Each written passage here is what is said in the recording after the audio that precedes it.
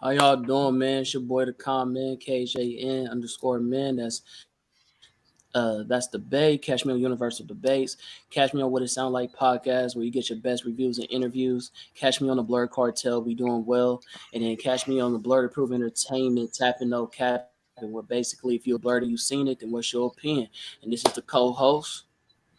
And what's happening, man? It's your boy Strawhead Joofy. Make it do what it doofy. Back for another one. Part 2 of Versus. We in this thing. Go ahead, Battle Junkies. OG Battle Junkies in the house. Find me on TikTok and Instagram for fresh battles. Not daily, like once a week, you know. And hi, I'm Thomas.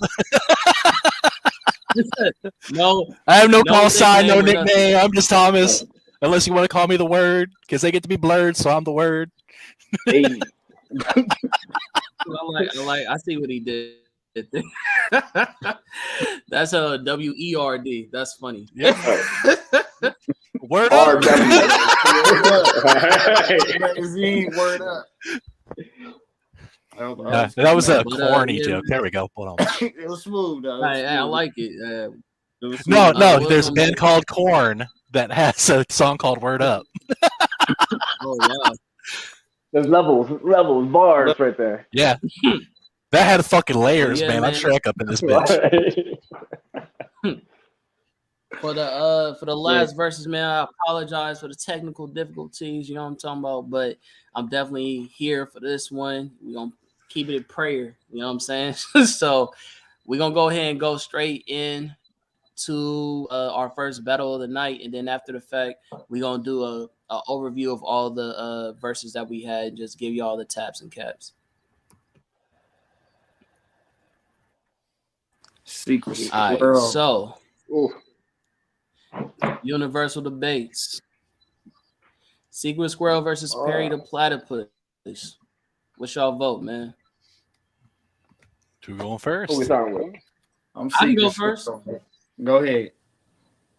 Okay, yeah, I'm definitely going Secret Squirrel. I think that Perry is way better than Secret Squirrel when it comes to stealth.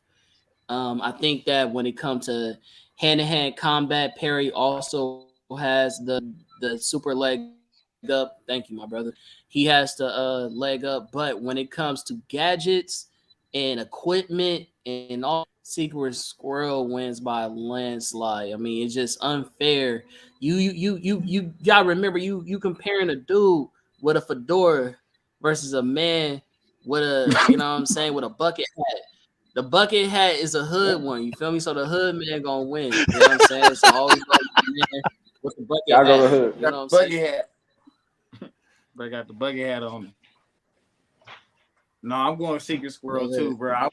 I look so hard, bro, to try to go for Perry because Perry my dog, bro. Secret Squirrel is too. That's childhood, but I fuck with Perry. Perry cool, but no, bro, got the hat cannon. He got a bulletproof vest. He always packing heat. You feel me? And he already whooped on the platypus before. You know, he done whooped the platypus before, so he's familiar with a platypus. Yeah, this ain't nothing new for him. It ain't nothing new. You know, another platypus, another day. Right. So yeah, I'm rocking with Secret Squirrel, man. Well, I guess the argument that we can make is that Perry fucks with Dr. Scooch or whatever his name is. He got better equipment. Dishes yeah. He fights against him all the time. And he has Evil Incorporated. That was actually the argument that I was going to make. That was the argument I was going to make. Yeah. The Secret Squirrel all day, and you know what I mean? He gets the better hand, so it could go either way. Go ahead, Thomas. Yep. As such, since that was exactly the argument that I was going to make, I'm going to give it to Perry the Platypus because, yeah, Secret Squirrel has all the gadgets, but Perry's used to dealing with someone who's got all the gadgets. So he could probably very easily figure out how to get around it, get away from it, handle it, and take the W. But Secret Squirrel used to deal with people that's got a little more common sense when they using their guns and gadgets than Doofenshmirtz is. You feel me? I definitely think that that's fair, but I also think that Perry's IQ is much better than Secret Squirrel, because even though Secret Squirrel has the better gadgets, he is kind of doofy. You know what I mean? Like, yeah, I love the guy. I love Secret Squirrel. Plan on cosplaying him one day. But when he uses gadgets, sometimes his own demise is him not using his gadgets correctly. You know what I'm saying? So that's one point. Right. Hold on. First of all, I'm gonna go with Secret Squirrel. Okay. Secret Squirrel was Inspector Gadget when his shit worked, like all the time.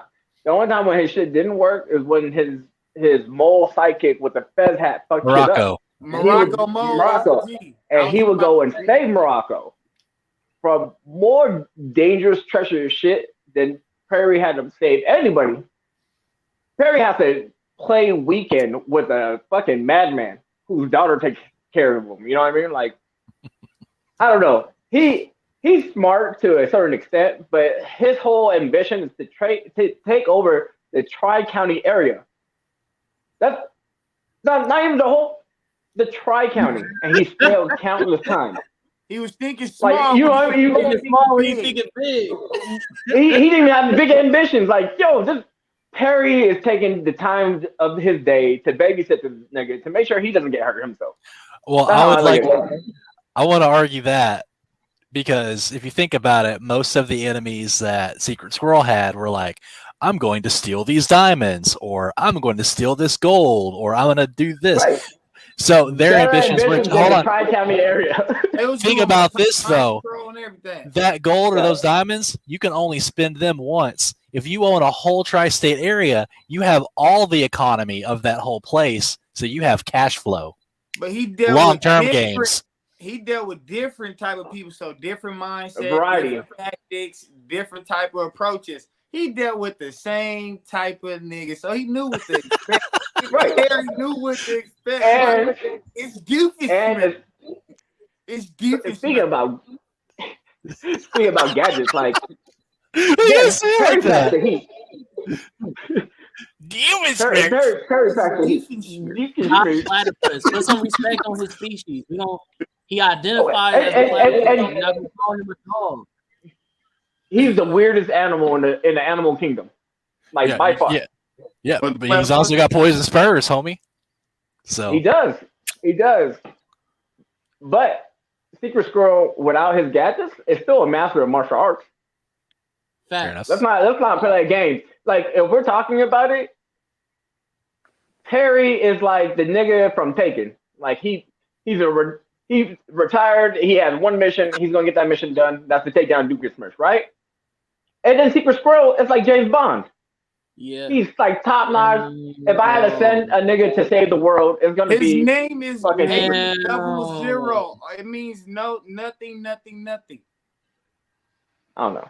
I'm going with Secret Squirrel. If I have a top secret mission to get accomplished, I've been convinced. That was a strong argument you just made, my brother. I'm not gonna lie. That was a good reference. That's the battle junkie. He know what he's talking about. Oh, man. Hey, that's tough. Secret Squirrel.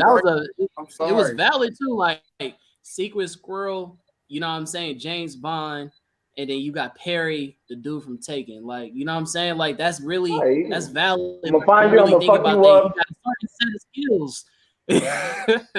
Right, and it's only to take down a nigga who wants to take down the Tri-County area. Like, it's the only set of skills he has. Perry knows judo though. That's judo cool, but he knows a lot of martial arts, karate, jiu-jitsu, all of that. Secret Squirrel is experienced. It's cool. And when experienced Perry, he has his revolver. Hey, he ain't playing. That's the rap. Duke Smurf never put out the heat on Perry. He put out machines that didn't work. Like, yo, Secret Squirrel's not playing that shit. He's like, hey, yo. It's Batman versus the Punisher, and like type shit. Like, okay. At the end of the day, somebody about to get shot.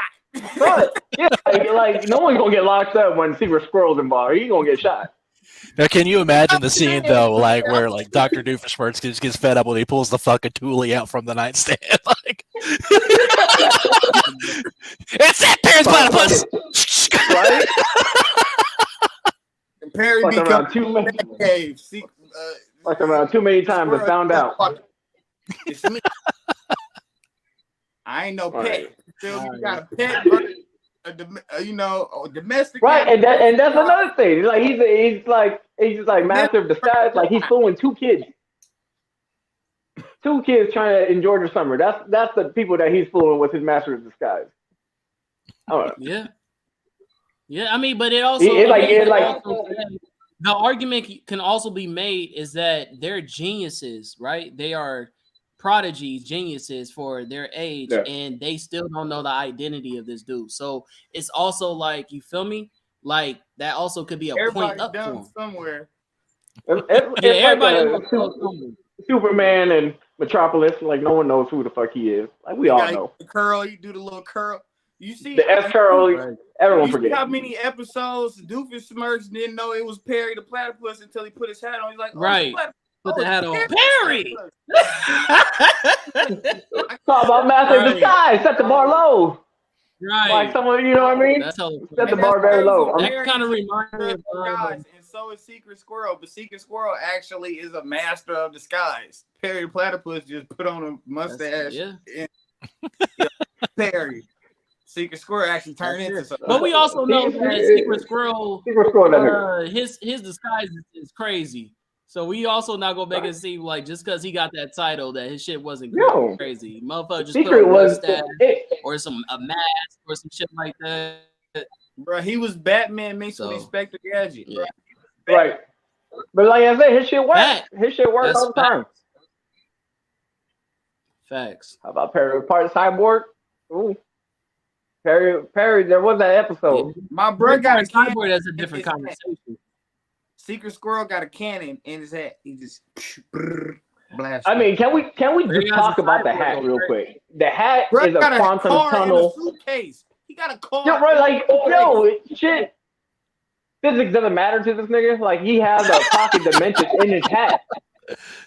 Like, anything he pulls, boop, fucking, I got it. Anything he needs, this secret satchel, whatever. He got that in his hat. It's like two force. You know what I mean? He has that built into his hat. Like he wins. Him and Hong Kong Fooey got their car in the same place. Ooh. Secret Squirrel. Hong Kong Fooey versus Perry in a hand-to-hand fight is one to talk about now. Oh yeah, I got one. We can definitely visit that. We can set that battle up soon. Okay, so basically collectively we all tapping in with my boy Secret Squirrel.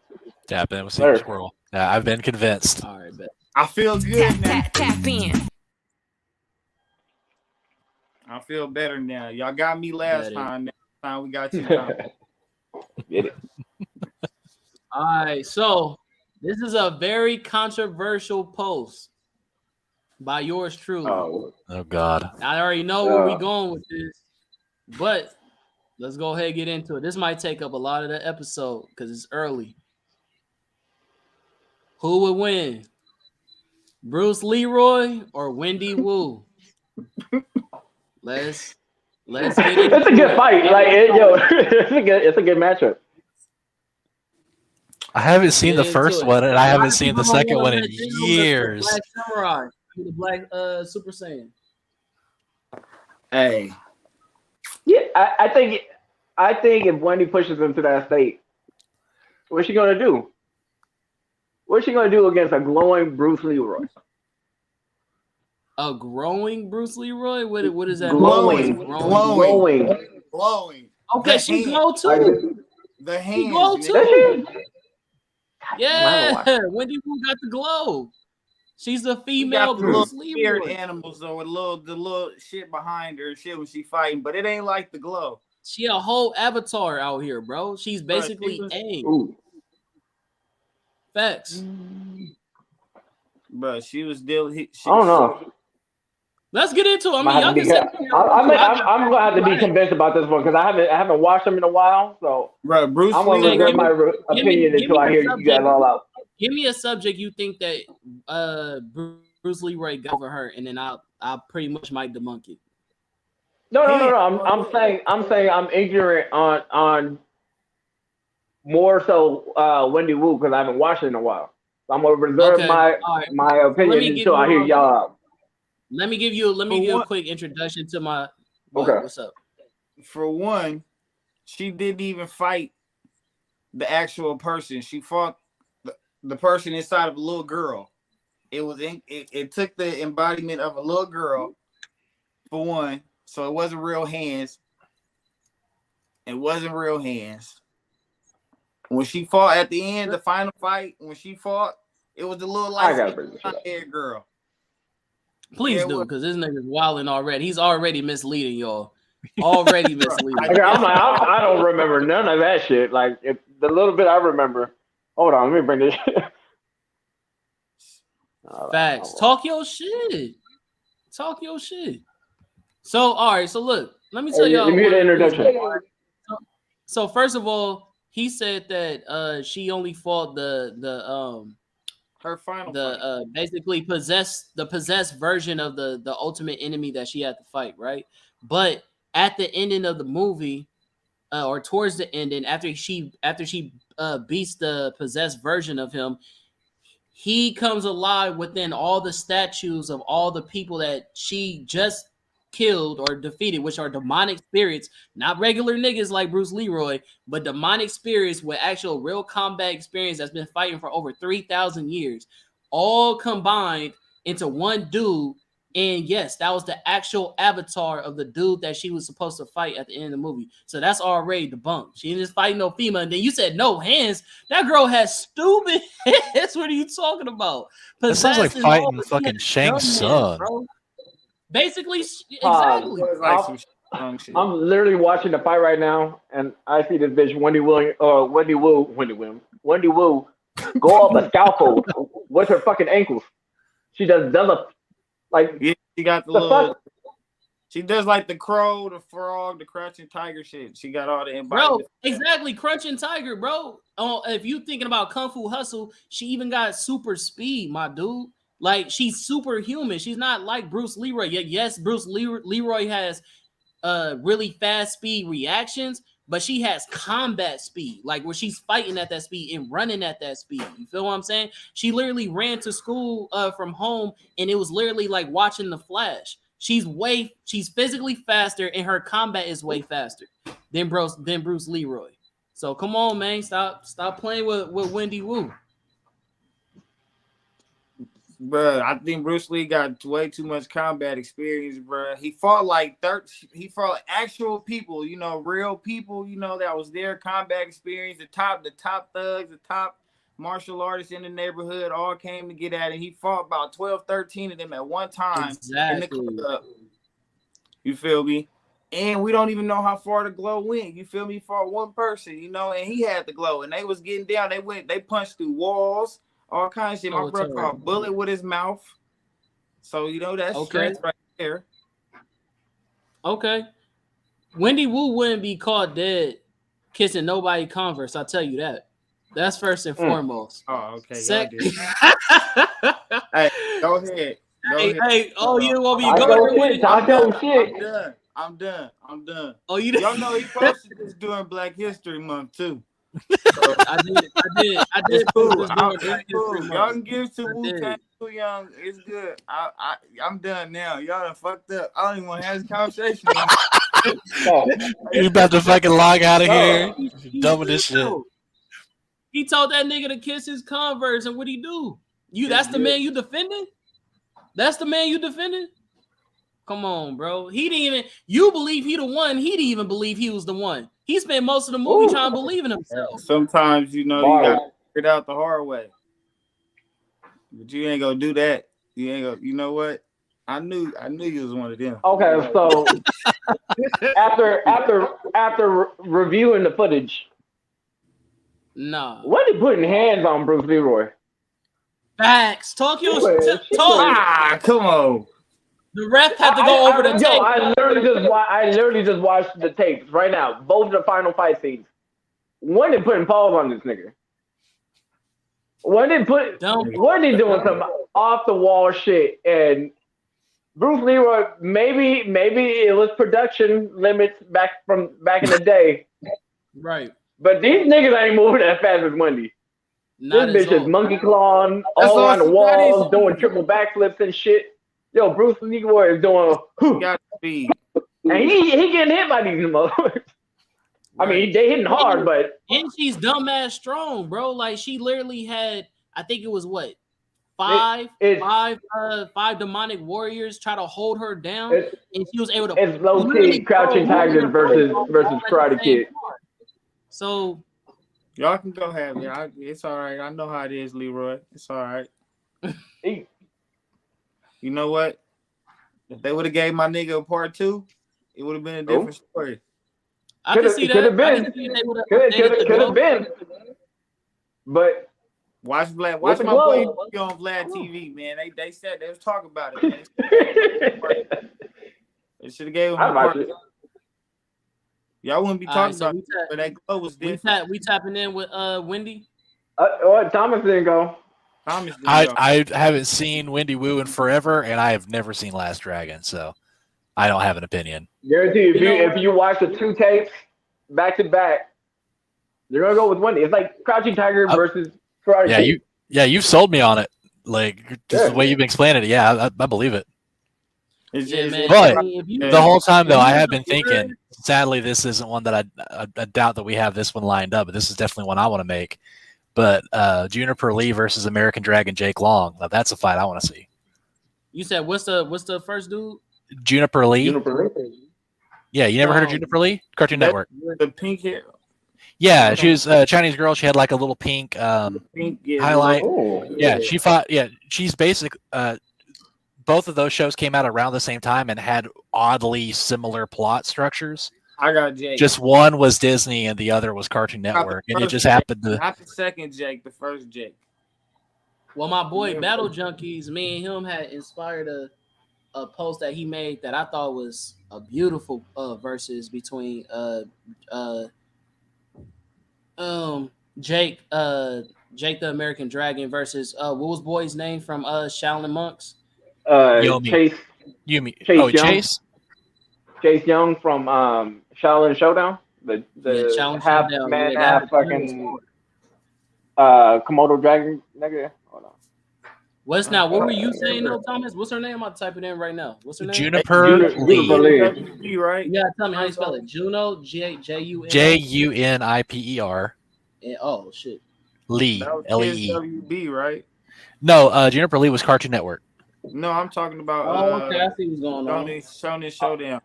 Yeah, Shaolin Showdown. Yeah. I love the fucking Shaolin Showdown, man. Shaolin Showdown is Chase Young. It's the dude who came in after what's his name, Jack Spicer. And he was like, he was portrayed as like the serious threat, and he was trying to recruit Diego, I think, or either Diego or Raimundo. That's Diego. Raimundo for like training or some shit. I'm gonna have to do my research on Juniper Lee. Yeah, I'm gonna have to do my. She looked vaguely familiar, bro. And I'm a Cartoon Network head, so it's crazy I don't know her like that.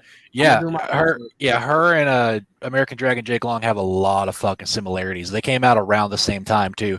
It just happened to be two people had similar ideas at the same time, like one of those weird coincidence type shit. It's super cool though. Both shows are really good. All right, I'm going with Jake, bro. Jake was getting busy. I got to bring some of my battles, man, because the similarities between Chase Young from Shaolin Showdown and him, like I put the poses like side by side. It looks like they belong in the same anime or the same cartoon. Facts. Nice. Facts. Yeah. So I got to find you somewhere. I'm gonna send it to you. Bet.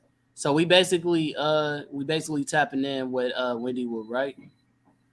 Brad, like I'm gonna go Wendy. I got Wendy. Woo, woo, woo, woo, woo. All right. Tap in. Woo. All right. So next battle of the night.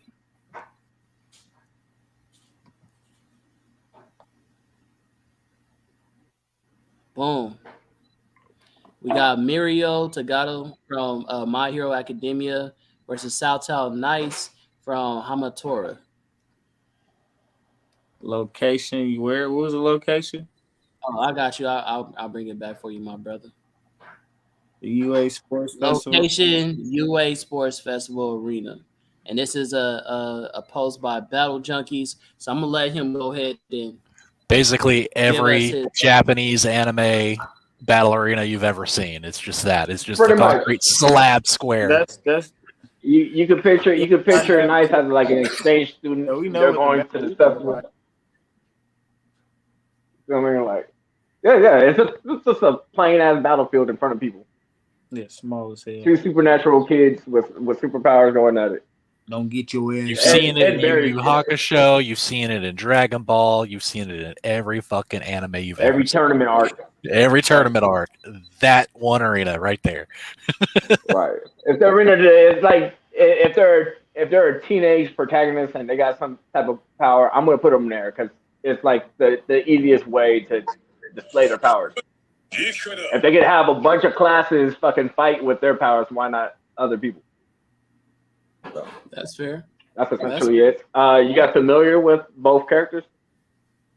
Who? Only with Mirio. I only know. I only know one character. I watched. Right. Bro, I watched he get in. I like what he do, but you got to explain the battle to him though. Like, So I'm you feel me? You know me. I'm a battle man myself, so I have a little idea. But my thing is, as much as he could, okay, this is my thing, right? Because I think Mirio kind of spikes. Now you can explain to me why you don't think he spikes. The reason why, okay, yeah, Nice can basically detect wherever Mirio's about to pop up, right? And I think that's why you brought up the verses, right? No, essentially, I wanted to see whose quirk actually is more useful in that type of situation. Because I look at it as one could phase, and he's trained his quirk up from a useless quirk to something that's fucking almost unstoppable, right? Right. Mm-hmm. We know the pros and cons to his quirk. Mm-hmm. He's never fought anybody as fast as Nice. I like the speed of sound in the My Hero universe is fast as fuck for a lot of fucking people. Or like I think like Edge Shot is like one of the like I think he's number 6 hero or number 4 hero, and he's considered to be like the fastest hero. He moves at the speed of sound. Right. So if we have a nigga that can move at the speed of sound, he's a prodigy in everything. Like he's super smart. He's trained. We put these two niggas together. They're two prodigies in my book, which two high end level quirks. I mean his quirk. I don't. So for Thomas and Drew, we were kind of going over this before the show started. Nice has the ability when he's listening to music. Once he snaps his finger, if you're in earshot of his finger snap, he can move that distance at the speed of sound. Pretty much essentially writing the sound. So wave. he can do that, right? But if Mirio is intangible, right? Yeah. How is that going to affect him? He has to be tangible at 1 second or another. If Nice could react to it with snapping at that time. That's only if he's not holding his How many breath. times can bruh snap his finger though? Like, because bruh, as many times as you just did right now, and that means he's teleporting as long as Mirio can see it. And if he's tangible at the time he can hear it, it means he slows down to a crawl, and at that point, Nice can close the distance. So it really depends. I don't know. I think it's a closer one than people think because Mirio is high in popularity, but Nice has those hands. Like he's very capable in that situation, bro. He whooped it. And he's wrong to go. The only thing he can do is try to fame, but he's new to this power like anybody else. And in his universe, one of the top 5 ranked niggas who is considered the fastest hero is as fast, he's as fast as, or if not faster than him. And we're expecting a kid from UA. He's prodigy, but a kid from UA keeping up with a pro hero in the top 5 is highly unlikely, right? Like Edshot would probably one-shot him. Let's keep it facts. Edshot's a top 5 ranked hero, and Mirio is still a UA candidate. Okay, likely to be a pro hero, but top we're 10. not gonna degrade Mirio as if Who's they literally. degrading him? You just said that. Okay, he's still a student in comparison to somebody who's a top 5. Okay, yeah, I understand that. But literally, when they introduced Mirio, they literally said that the person who would be the best candidate to take over for All Might would be Mirio. So you can't. Yeah, say but he still has Yeah. a lot of work to get there. Yeah, Okay, best like best saying he candidate has doesn't mean he's schools. there. Right. Right. Like Right, he still I got to understand. graduate. He still got to put his work and experience. Who knows? Year 1, he graduate. Year 1, he goes out there. He gets killed by a fucking supervillain. Then the candidate for number 1 hero disappears before he even ranked. And I'm saying also, he still has a lot to remember, prove. yeah, also remember how much experience really plays a factor in that universe, because you have so many people that are prodigies at UA, and yet even the best Not of them that can. It's more like 3 people. Well, think about this though. Even the best prodigies at UA still easily get their ass kicked by even the weakest of teachers at UA. Boom. All those years of experience with your power and learning the different ins and outs of it, what you can do, what you can't do with it, how ways you can manipulate and work around these different things, that only comes with time and experience, which is why those teachers are in those positions, because they've had that time to figure that out. Right. And so while Mirio, yeah, it has incredible potential, the fact that he is still so young and has so much more that he can learn from it does make a big difference when it comes to that. He's great as he is at the time, but the comparison is very fair. You have a very, very, very trained and experienced person who is, considered that speed, and Hold on, his time speed out. is the My same brother, as this that other a kid. 40? You. Is that a 40? Oh, nah, bro. It's a 30. It's a 32 ounce. I gotta watch my weight. It's a 40 light. You know what I mean? I was about to say, don't disrespect yourself like that, man. But yeah, You already know I'm a 90s baby, bro. I see that, bro, through and through. Through and through. I'm an old cat, bro. Don't mind your business what's in my cup, bro. Don't say I see that Malibu. What you think? Yeah. You think you Lil Wayne or something? Y'all over here getting fucking drunk as shit, and I'm over here drinking sweet tea like the redneck I am. First time. What the fuck is going on?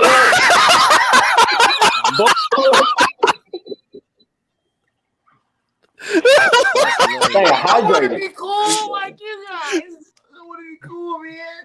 I want to be cool, man. So I had Juffy over here bragging that he's fucking a MILF. Right. Right. I'm in the kids' So that- cabinet. I'm in the kids' cabinet. I'm eating all the kids' snacks. He that motherfucker that the kids hate having as a stepdaddy. Like, So he on the telegrams like this. I'm in there. Hey, Mom, can you tell Juffy to stop eating my fruit gushers? that's Oreos. How you doing? Living.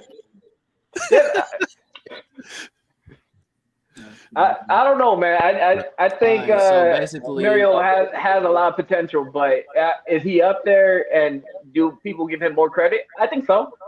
He had his first run-in with an actual real villain, Overhaul, who doesn't move as fast as we're talking about. And he had fucking trouble. He knocked off like 4 of them, or like 3. Overall, he was putting paws on. That was even without his quirk. Right. So I mean, that's cool. But is he going to do that to somebody who can move the speed of sound? I think this is my thing, right? I'm with Battle Junkies on this from the sound of it. No, I get that. So this is my point. If he takes off his earphones because he's intangible, then what? I mean, I don't know. I mean, that's like saying like if fucking I don't know, Nice goes to speed sound and gouges out his fucking eyes, like it could fucking happen. What we're seeing, what could play out? Who do you think would win? Like I don't know, out of the battle from 1 to 100, how many times do you think somebody would win the majority of the time?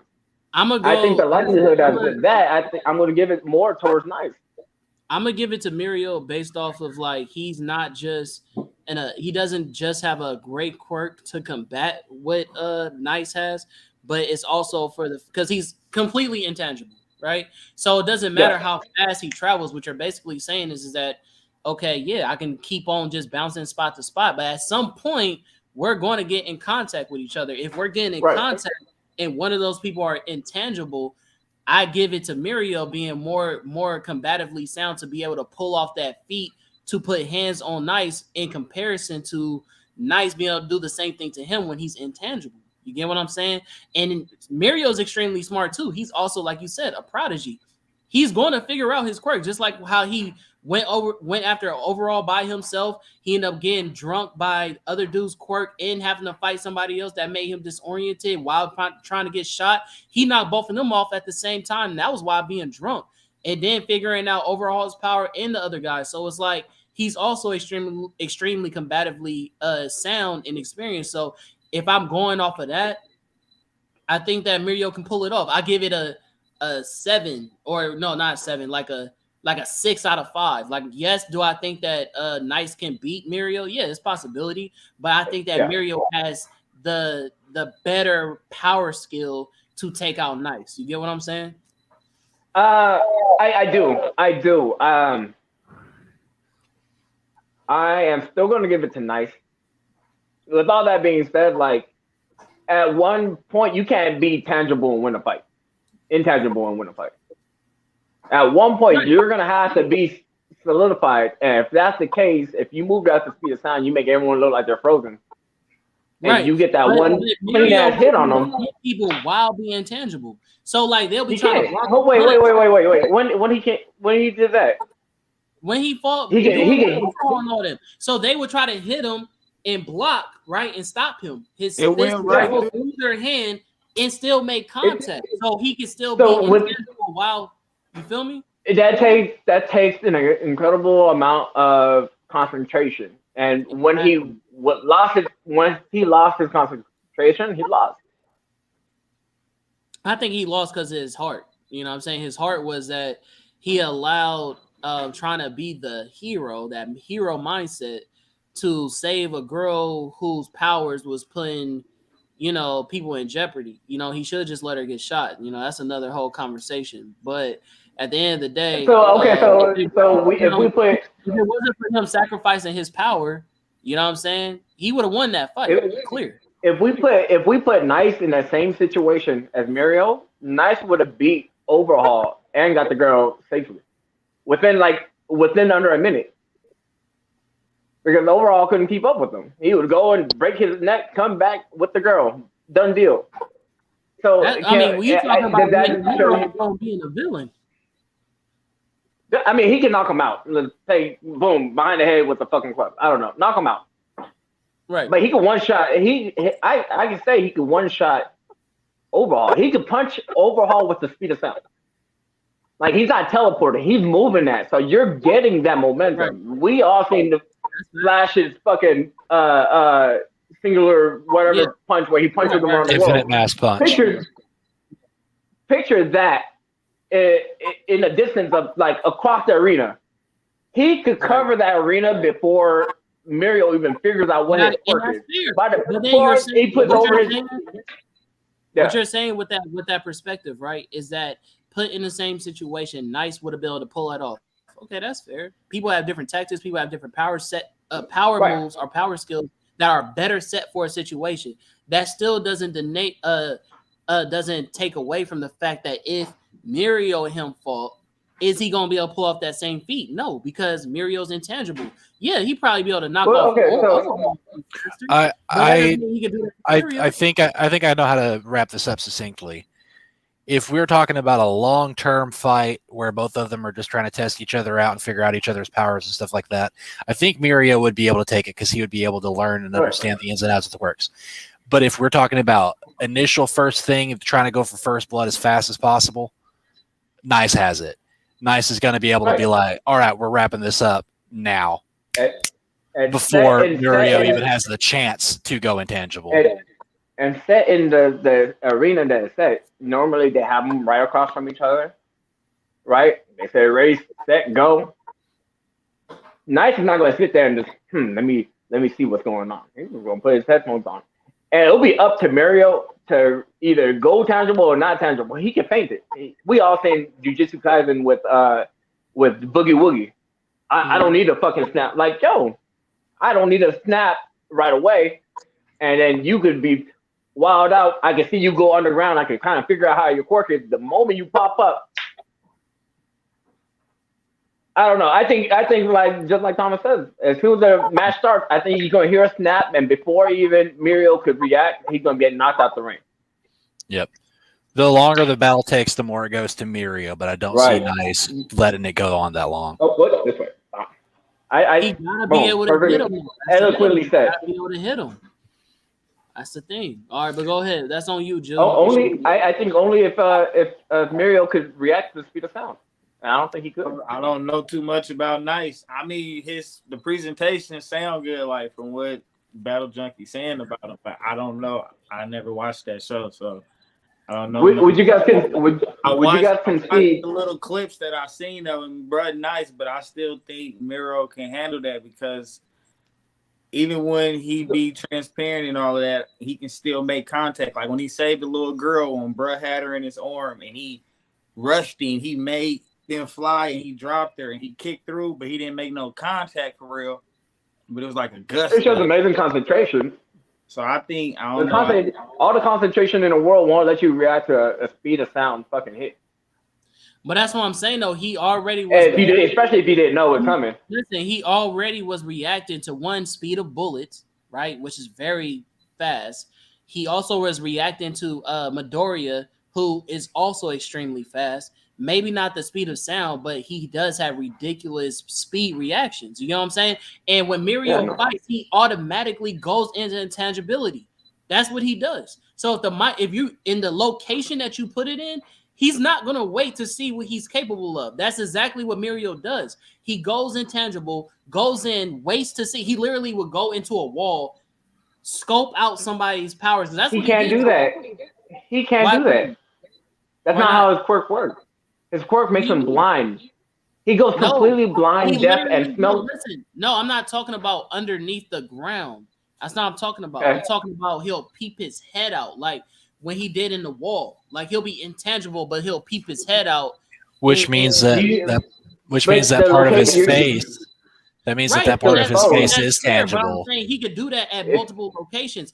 What's his name? Nice can move hella fast and go to different places, but he may not be able to detect everywhere that Mirio is. Yes, he does have that frequency and all that stuff where he can. We already set the location though. He's not going to be inside building. He's going to be on a flat surface, looking straight at him, 100 feet away. And the location is the only reason why, by what I seen from the clips I seen right before, I will give it to Nice because Miro ain't got nothing like really ducking down. Yeah, he can hide under the ground. He can hide under the ground, but he's still got to pop up blindly to find a dude who moves. Ring rules in place. That's out of the ring, technically, ain't it? If you go underneath, that's out of the ring. No, I don't think it's considered a ring out. As long as you're still within the square, the arena, yeah. Because otherwise, going above it too would also be out of bounds. Yeah, no, I don't know. Just clarify. Are you guys saying if Mirio were to go against Edge shot in the arena, Edge shot would lose? Possibly. You know what I'm saying? Like you gotta remember, he can go underground and then sneak attack, and then you can move at the speed of sound, but you got to be able to snap to do it. I think that Mirio gonna be able to pull off a hit before that. I asked you a different question about Edge shot. I know, but I'm just saying, like I feel as though like the snap is cool that he can move that fast, but he got to be able to react and then snap to do it. You know what I'm saying? How fast is Mirio's reaction time? Subsonic due to dodging bullets. So not quite sonic, but like close enough. Pretty fucking fast. All right. Well, anyways, I think it's a good fight. I think it's not as close as people think. I will have, but I don't know. It's cool, bro. Y'all already all It's basically voted nice, so it's cool. We just gonna tap No, in I with nice. voted for Miro. He voted. I think it's a draw. I think y'all two voted Muriel. I don't know, nice. Yeah, I think Okay. I think Miro it's a draw. experience. He fought multiple people, and I didn't see. I mean, you didn't watch Hamatora. He fought multiple niggas that got powers and shit. Like he got at. Yeah, the very first episode you watch him fighting that super strength nigga. There's that whole show's about that. It's just not as big as My Hero, so the popularity of Lemillion is going to be up there. You put we're putting a LeBron James against a street nigga, but the street nigga is nice. Like the street nigga is really nice. Literally nice. You know what I mean? Literally. I'm gonna have to check him out. I've never seen him, so I would. It's like I said, it's not as dope as My Hero by far, but the niggas in there got some pretty dope abilities. You feel me? Like it's like along the same lines as like Bungo Stray Dogs. If you guys ever watch that shit. Okay. All right. Well, I think we all tapping in. We tapping in with. Well, I guess it's a tie. It's a tie. Yeah, it's a tie. I'm gonna say only four of us. We're gonna have to come up with a different option for. We're just gonna go with Captain. It's Cap because it's a tie. It's a tie. That's Cap. That's Cap. Called fat because we literally just can't. Yo. It was looking like a bunch of jerk offs trying to argue. What's her name, bro? I'm trying to remember her name. What's the black girl from, I don't know. I just seen from Bleach. What's her name? Which one? There's several. Right. You talking about Yoroichi? Technically. The assassin? Yeah. What is Yoroichi doing right next to you, bro? After I did Cap, I saw your cat, bro. I'm talking about Thomas. Oh. Well, first off, that's a fucking boy cat, so fuck no. I didn't even notice, bro. I just saw the tail. Yeah, I got two cats. That's what's up. Thomas. This is Theo. He's an asshole. He an asshole. You know they say cats get their personalities from their owners, bro. So I mean, he's adopted, so. His asshole was an asshole. No, he's like that. Yeah, he's actually really sweet. He just doesn't know how to control his claws, so he constantly digs them into me. That's what my partner say about his cat, and that's a damn lie. That cat is violent. I don't give a fuck what you say. That's right, so we gonna bring up the next one, man. And this is from yours truly. We going with Monkey D versus my boy Clerk, the Super Scroll. You know what I'm talking about? Yeah, this is one of my favorites right here. You know what I'm saying? Super Scroll be fucking with planetary level people, don't he? Hey, I can say Luffy and them. You see my name, right? So I'm a bit. Hey, I'm gonna argue for Luffy too, because I mean that's outside my nigga. of One Piece, Luffy ain't whooping nobody ass. I'm gonna make the argument. Bruh, Go ahead. Bruh, go ahead. I'm gonna make the argument. And Luffy's my captain, so I mean, if I don't, you know what I mean? I obviously, again, comic books have a long history. Like fucking, what's his name, Clerk? Yeah, Clerk. Super Scroll has been around since like fucking the 60s, right? He's been around for a long fucking time. There's been a lot of retcons. There's been a lot of revamps. Yeah, but you can't tell me that motherfucking Luffy hasn't technically been around for a long goddamn time, too. No way as long as fucking... Well, he came out in 1990. Think about this, though. Like, at least in every edition, every volume of One Piece, Luffy's in it doing something badass. It's like hundreds of them between to be able to see anything Super Scroll's doing. So if you put them side by side, they probably have similar, or Luffy probably has more feats. Because even though Super Scroll's been around a lot longer, he's not going to be in as many volumes, as many editions as Luffy is. So I think that I wouldn't use that as an argument for that one, because One Piece has been around for fucking forever. I think it's older than me. What the character arc of Super Skrull is to put him against strong niggas, have him beat them niggas, and then have somebody stronger come along and beat Super Skrull. Like it's always the case. He beats up the Fantastic Four. Somebody else comes in from the outside to help them beat up Super Skrull, which is like Captain Marvel, right? And then he comes around. He beats up the fucking the Silver Surfer. Battery Bill comes around and helps him out with him.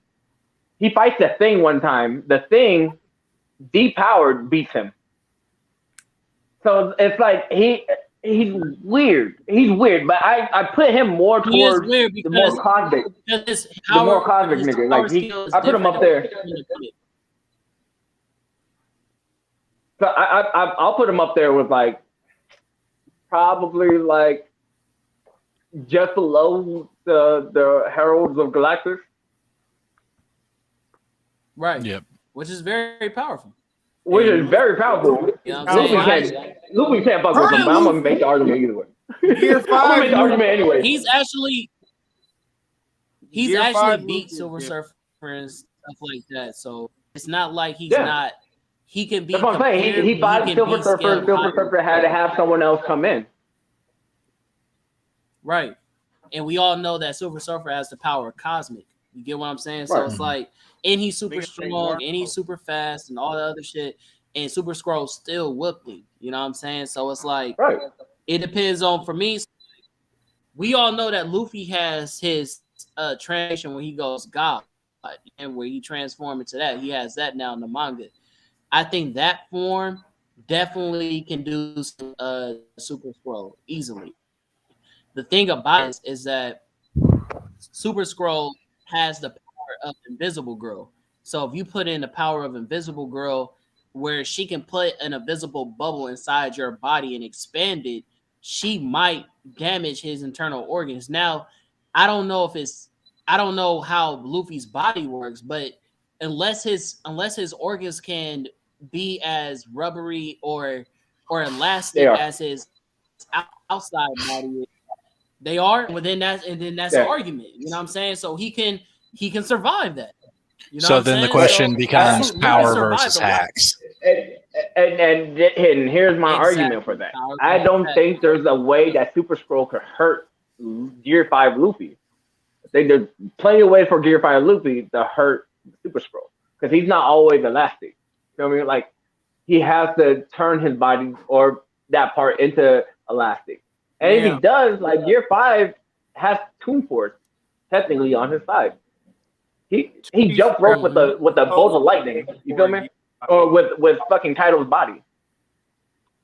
Also, if he goes invisible, Luffy has extreme observation hockey. He has real hockey, which blows up internal inside. So even if he is tangible, Luffy has armament hockey. He could hit him physically, even in his intangible form, even in his rock form. Luffy could put a hole in that nigga if he wanted to. Destroy all his inside. Well, I don't know about hole in him because we all know how durable the Thing by is. the Hulk, bro. Thing done got hit by the Hulk, and I think Hulk got a lot of power, bro. The Hulk hitting him on the outside is not the same thing as Luffy hitting him on the inside with real hockey because he's concentrating his hockey inside and then it explodes outwards. Hulk doesn't hit like that. Hulk smashes. This is meant for Kaido. It's meant for Kaido to destroy his layers, which is argumentally like Kaido has extreme durability. So he had to find somewhere that he could use to hit his internal organs without punching from the outside. Now, if you do that with anybody, destroying the like the nigga from Fist of the North Star, you don't have to blow your head up by like kicking your head off. No, he hits your fucking bodily organs and you fucking die. Right. I mean, if he has a brain and Luffy punches him in his face with real hockey. The thing with Luffy is that he can use hockey, but then Super Skrull can also use invisible bubbles to protect himself. You get what I'm saying? So it's like, how durable Invisible Girl's visible bubbles are. So it's like, can it get through that? Yeah, he might be able to physically see it, but can he break it? That's a whole nother conversation. But Gear 5 Luffy might not even need to break it. He just picks it up and shakes it around like a snow globe.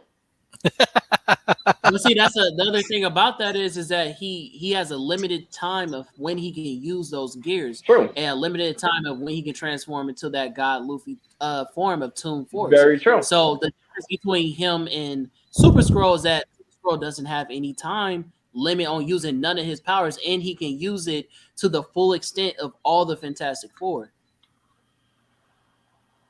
Dude, he can fly. And we also got to remember that.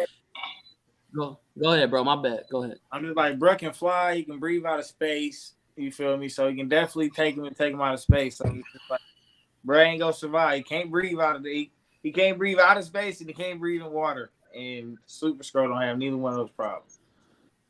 I mean, just outside One Piece, I don't think One Piece fucking. If you got a devil fruit outside of One Piece, you ain't fucking with nobody. Right. And I read a comic where unlike what's his name? Johnny Storm. What's his actual name? Human Torch. When he explodes into a supernova, Super Scroll has that same power, and he thought he was gonna die when he did it, and then he didn't die. So if we go I think that is like a trump card of his, and I don't think that has any effect on Luffy, especially Gear 5 Luffy. He's a sun god. You don't think going supernova would have any effect on Luffy? On a sun god Luffy? On a sun god Luffy? Bro, supernova means exploding the whole planet. So you mean to tell me that he's going to survive? No, supernova means exploding the fucking star. Right. Supernova he would explode the planet. If whatever planet or surface that they're on, he would explode the whole planet. So what would Luffy do? Who knows? Gear 5 Luffy is still fucking new, right? Here's my argument. Gear 5 Luffy, we don't know his full potential. And if we're arguing full potential against, I guess, the full potential of Super Scroll, because again, Super Scroll has lost to like people very weak, like weaker than him. He's lost a few times. Okay. So again, a depowered thing. He lost to him. So I think he lost to Black Panther. Now let's not sleep on Luffy. Black Panther put down Galactus, so I don't want to hear that shit. Black Panther again, it just depends on who's fucking. It just depends on who's writing the whole. And this is why I don't like comparing comic book characters to anime, because like you said, Thomas, Luffy has been going on for a while, but has been on one continuous journey. You've seen him from his child all the way up to where he is at now. And it's been one straight line, right? Super Scroll's been everywhere from the moon and fucking back. He got his ass whooped by street level niggas all the way up to fucking Galactus like niggas. Like, it's hard to place him. So, but if we're still talking about Luffy has been shown to move the speed of light speed, reacting to laser beams and shit. And we're talking about Gear 2nd Luffy. We're talking about Gear 5 Luffy. If you're talking about he does a supernova, like who's to say Luffy doesn't fucking just hold him in a fucking hand until he fucking snuffs out? We're talking about a sun god. We're talking about an actual fucking god in the One Piece universe. Like, if we're comparing gods now to other universes across the board, like, well, who knows what he could do to fucking Scroll? And the One Piece universe, their world is a lot bigger than our world, like, which is set in our kind of, so it's hard to say how much that affects. Like, fucking Fire Fist Ace had a supernova explosion. Didn't equal the size of the one that that Johnny Storm does, but who's to say in comparison in the One Piece universe that was the same size? I see what you're saying. Well, let's also not forget that gods are not equivalent across media. Correct. Yeah.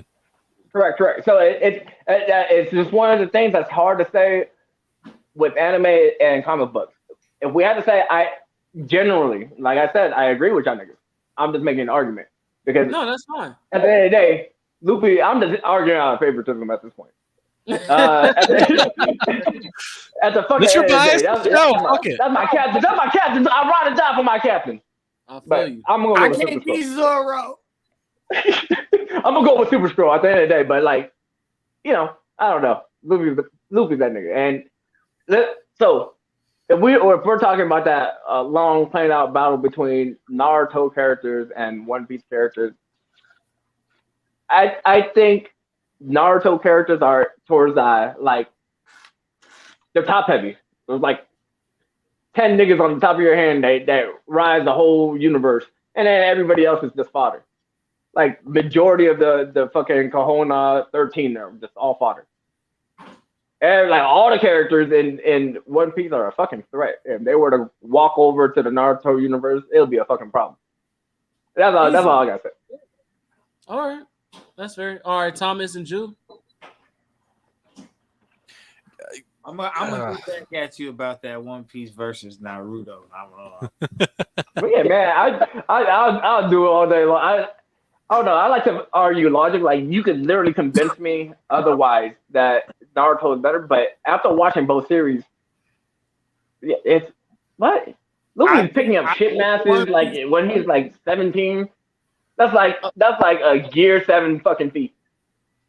Naruto, I I don't know, bro. I think One Piece niggas outside of Zoro and Sanji is too goofy, and like Smoker, What? they bro, to fuck with Naruto niggas, bro. Like Everybody Who always putting hands on Smoker? So look, let me ask you a question. In Naruto, yeah. Listen. If Yeah. Smoker, Luffy, because now we going outside this versus because we was just supposed to vote on this, but let's just since we here, This We're weird. here. We already here now. We got to pad 2 hours anyway. Fuck it. Right. Since we're here, Right. any of these niggas get hit with Amaterasu, what the fuck are they gonna do? What's Amaterasu going to do to smoke? Make more smoke? Burn him. Make more smoke. No, it's how do you burn smoke? it's a fire that can't be extinguished. So it's like it literally. And I'm asking you, how do you burn gas that fire then makes more of? It burns gas, bro. Do you not know how fire works? Do you not know? Tommy, do you know what I'm saying? Wait. Answer this question. Is smoke a gas?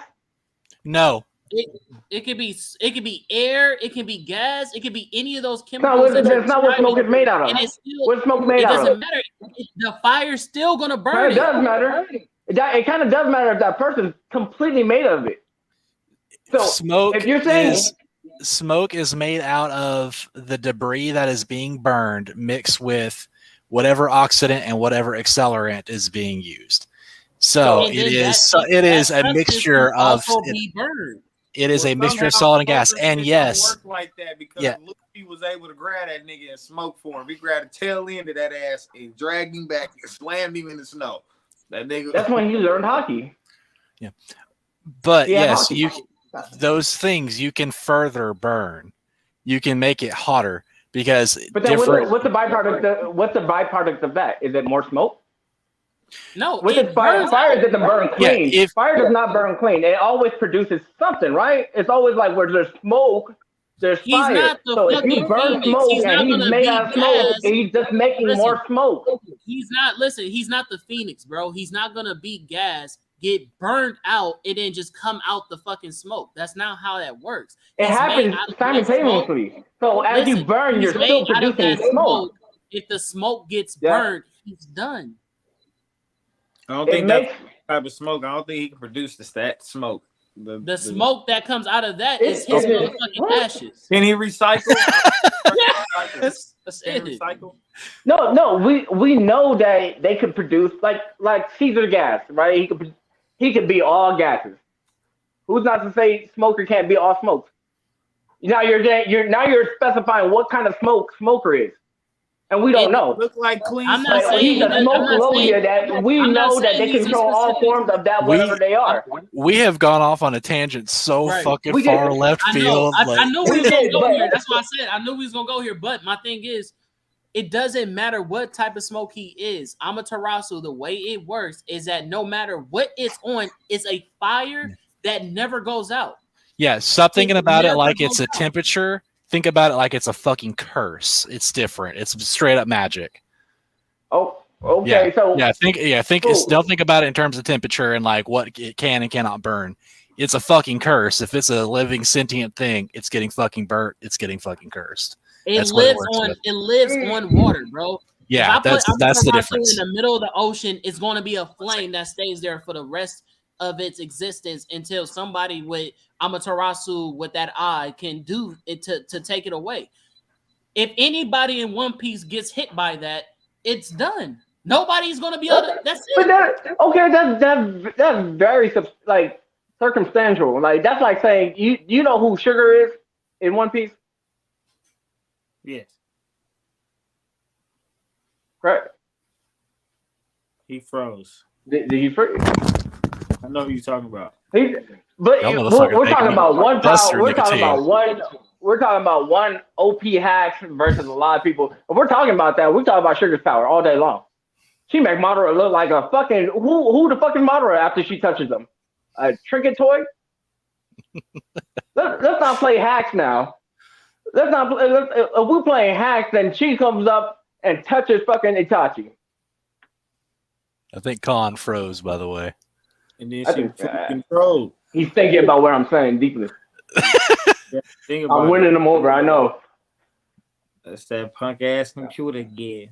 I mean, yeah, cool. You can see if I'm still not convinced that he could burn actual smoke, unless it's stated somewhere else he could burn other shit. Because in the case of Amaterasu, it is because it burns anything and everything. Because again, because it's not like it's. I'm gonna concede to you for this. Yeah. This isn't like your typical like pyromancer type fire where it's just like I'm gonna make it even hotter, because like then we're talking about like sublimation, we're talking about science shit. That's fun. I love getting into that. I thought you had to place it in the area or it had to touch you, but you then become something else. Like you become intangible to a certain extent, and you intertwine with the other byproduct smoke that is formed from the burning area. Then you could then move your body like, yo. So if I'm smoke, right? Yeah, since it's chakra, so we're gonna so it's straight up spiritual energy. What would matter in that particular case is it coming in contact with another type of spirit entity, which in this case with smoke, since he is still controlling all his smoke and he still is a person with a spirit, he still has a soul, he still has sentience. It's capable of touching him in that kind of form because it's not operating on fire rules; it's operating on curse rules. That's where the difference lies. Yeah. So if we were talking about just a fire that's so hot it burns anything, we're talking science. We're talking just temperature. We're talking sublimation. We're talking that shit's fun. But in this particular case, because it's a spiritual type of fire, it's essentially a magic fire. It's going based off the rules of you have a spirit. And so that's why it can touch you, and that's why it can burn you regardless of whatever form you're in. That's what it is. So you have to have a character that is either immune or is able to shrug off spiritual type attacks. That would be able to do that. Or is the faster than that. We've seen people dodge it plenty of times. If you can dodge it, then that's the difference. And it shows the person's blind. But yeah, I definitely can see that point. Okay. Again, but that does not the argument that I laid out earlier is that Naruto is top heavy. Itachi's up there with that top heavy category. Anybody who could put you in an infinite Tsukuyomi is fucking OP, right? Fuck yeah. But again, we're talking about the average. We're talking about the average character coming into Naruto wreaking mass havoc. Like if let's say Smoker or like Crocodile were to walk into Konoha, like if not too many of the Konoha 13 that would be able to stop him without Naruto, Sasuke, or Itachi, or Rock. Yeah. So basically, Naruto would win, but at what cost? Well, yeah, like or let's say those guys were out, and who else in the village was going to stop? Everybody else was there. No Sasuke, no Naruto, no Itachi. Everybody else was there. Shikamaru was there. Smartest person in Shikamaru was there. Shikamaru. Shikamaru is the smartest man in the whole. Shikamaru, baby. But okay, I love Shikamaru too. But let's not Batman Shikamaru. Shikamaru needs fucking prep time. You know he my Shika. Prep time. He needs prep time. If he gives Shikamaru prep time like Batman, he could beat a lot of motherfuckers that he shouldn't beat. First encounter, he get mobbed by a lot of niggas. Hey, Shiggy, prep time a week and a half though. If he went up against the same nigga who beat his teacher like the next day, he wouldn't be able to stop him. He'd get mobbed too. He already admitted that. That's why he took time and preparation to beat him. But still, it didn't take him 30 days. I mean, it doesn't matter. If you can't beat somebody on first encounter, like you bump into a nigga, you're like, give me 30 days. Like, hey, Batman, his prep time quicker than Batman. Hey, yo, I love Shikamaru. He plays his position. He's a strategist. But don't put him on the front line. Look, he's gonna get mobbed. He's a great. He the one that keeps. Yeah, of course he is. He's a consigliere to his mob, but he's the advisor. You feel me? But like I'm front linesman. Like no, leave that to other niggas because he's using his brain. He's playing chess with the other pawns. Too, man, that shadow possessor just ain't no joke, bro. Who that working on, bro? He coming through. OG style. Is that working on a person like Kaido? Probably. You think so? Not sure. in dragon form. You think with Conqueror's hockey, that shit will affect him? Like other shit doesn't affect him because his hockey's too strong. Like Law couldn't teleport him because his hockey's too strong. Fair. So like you're saying, Ino could fucking do this and then take over Kaido's mind. Like, oh, I forgot what I was fucking doing. Like, nah. I think fair enough. You don't think the 5 Kages could knock down Kaido? Fuck no. You don't think the 5 Kages at the summit Kages, the one that got faded by Sasuke? Fuck no. They didn't get faded like that. Fuck no. Yo, Kaido could drop down from Skypiea and land on them niggas, and it'll be fucking done. What are they doing? They're sweating a meteorite. All right, so when I watch this, I'm like, oh shit, this is dope. So then I watch what happened. Kaido versus B. Kaido. He got the beast, like with the tail beast. You don't think they can manage Kaido got his dragon form. Exactly. I think that nigga beat the shit out that dragon. So here's the look of offense on his face was so fucking. Bro, his name is Straw Hat. He should know better. They fight sea kings bigger than the fucking tail beast. But these tail beasts got conscience. When the Straw Hats are hungry, they eat shit bigger than the tail beast, bro. These things got better consciences than the fucking things in the water. Fuck all that, bro. And they power level is totally different.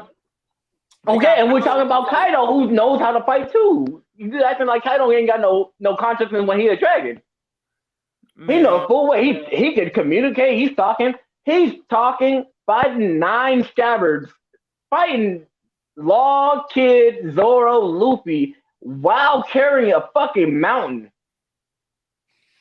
He's doing all that while not even concentrating. Like, if he dropped fucking Wano on the battlefield where all the fucking shinobi are, who's surviving that? Again, they were sweating Madara's meteorite. When I watched Dressrosa and I watched fucking Fujitora the Admiral. The Admiral dropped like 18 motherfucking meteorites on Law, and Law was handling the shit. You feel me? Like, well, if we're talking about crazy feats, they're like, they literally sweated the meteorite. And then Madara shitted on them and said, what are you going to do about the second one? What are you going to do about the 30th one that fucking Fujitora is dropping?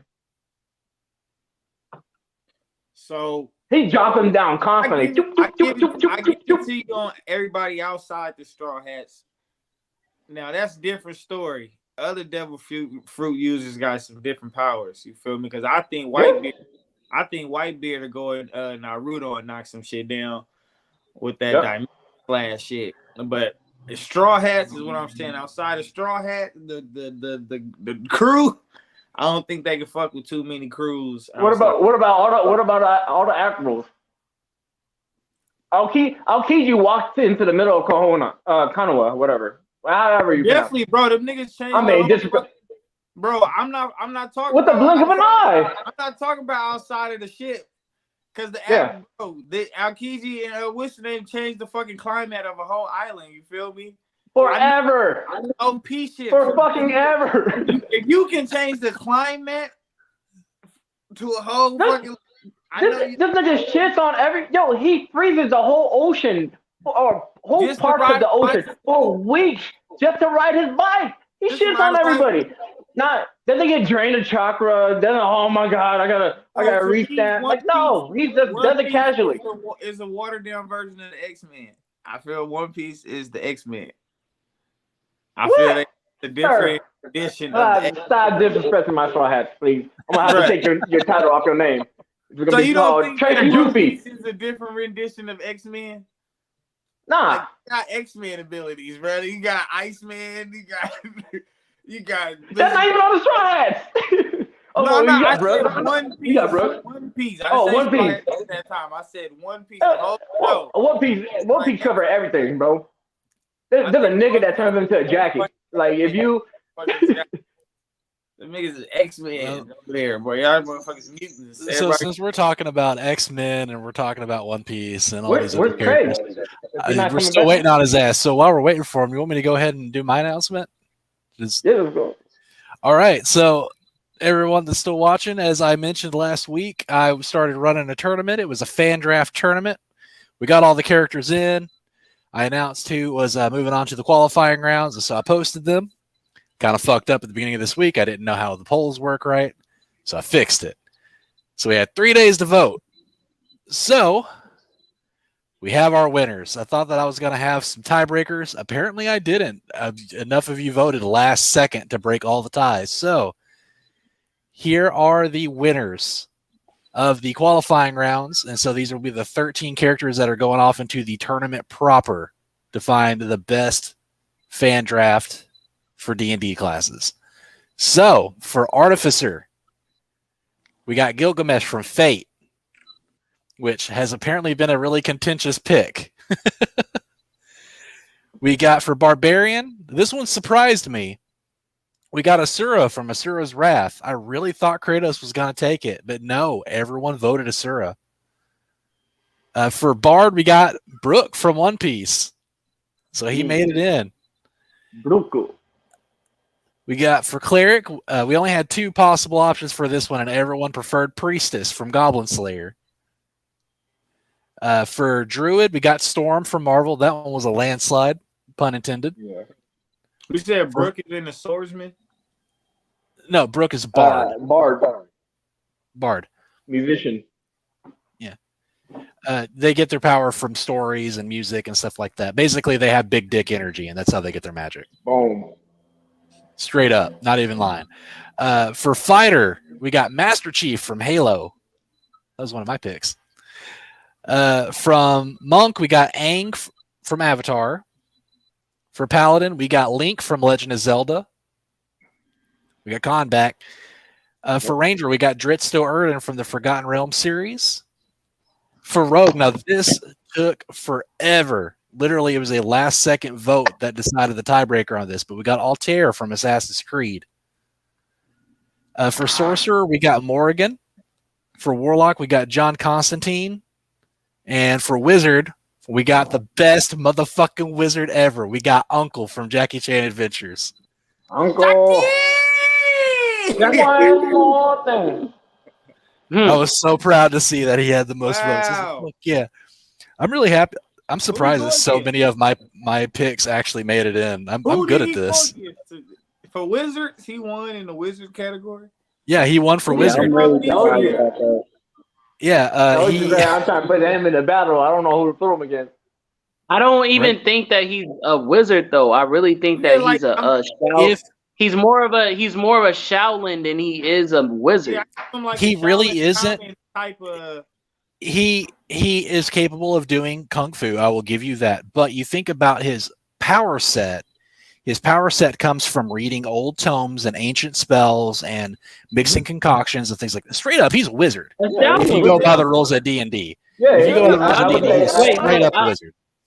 I would say wizard. You know what a Shaolin does, right? Like, it's not like a Shaolin. When I say a Shaolin, I'm not talking about how y'all think of like people who know Kung Fu and shit. I'm talking about a Shaolin, the definition of people who know about spirituality are able to like, what's the word?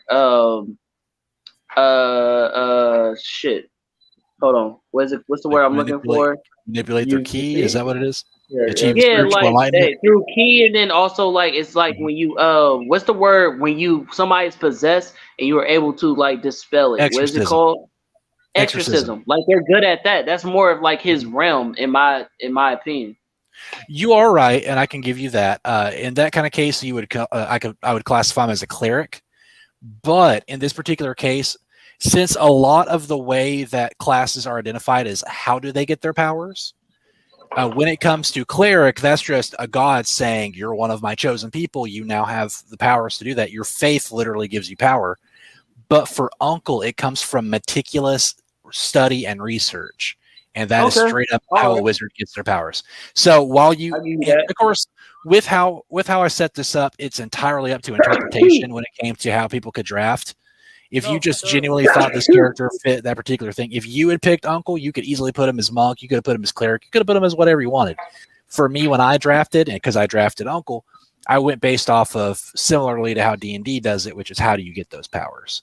So in that case, I put him as wizard. It made the most sense to me. That makes sense. No, when you break it down like that, that makes sense.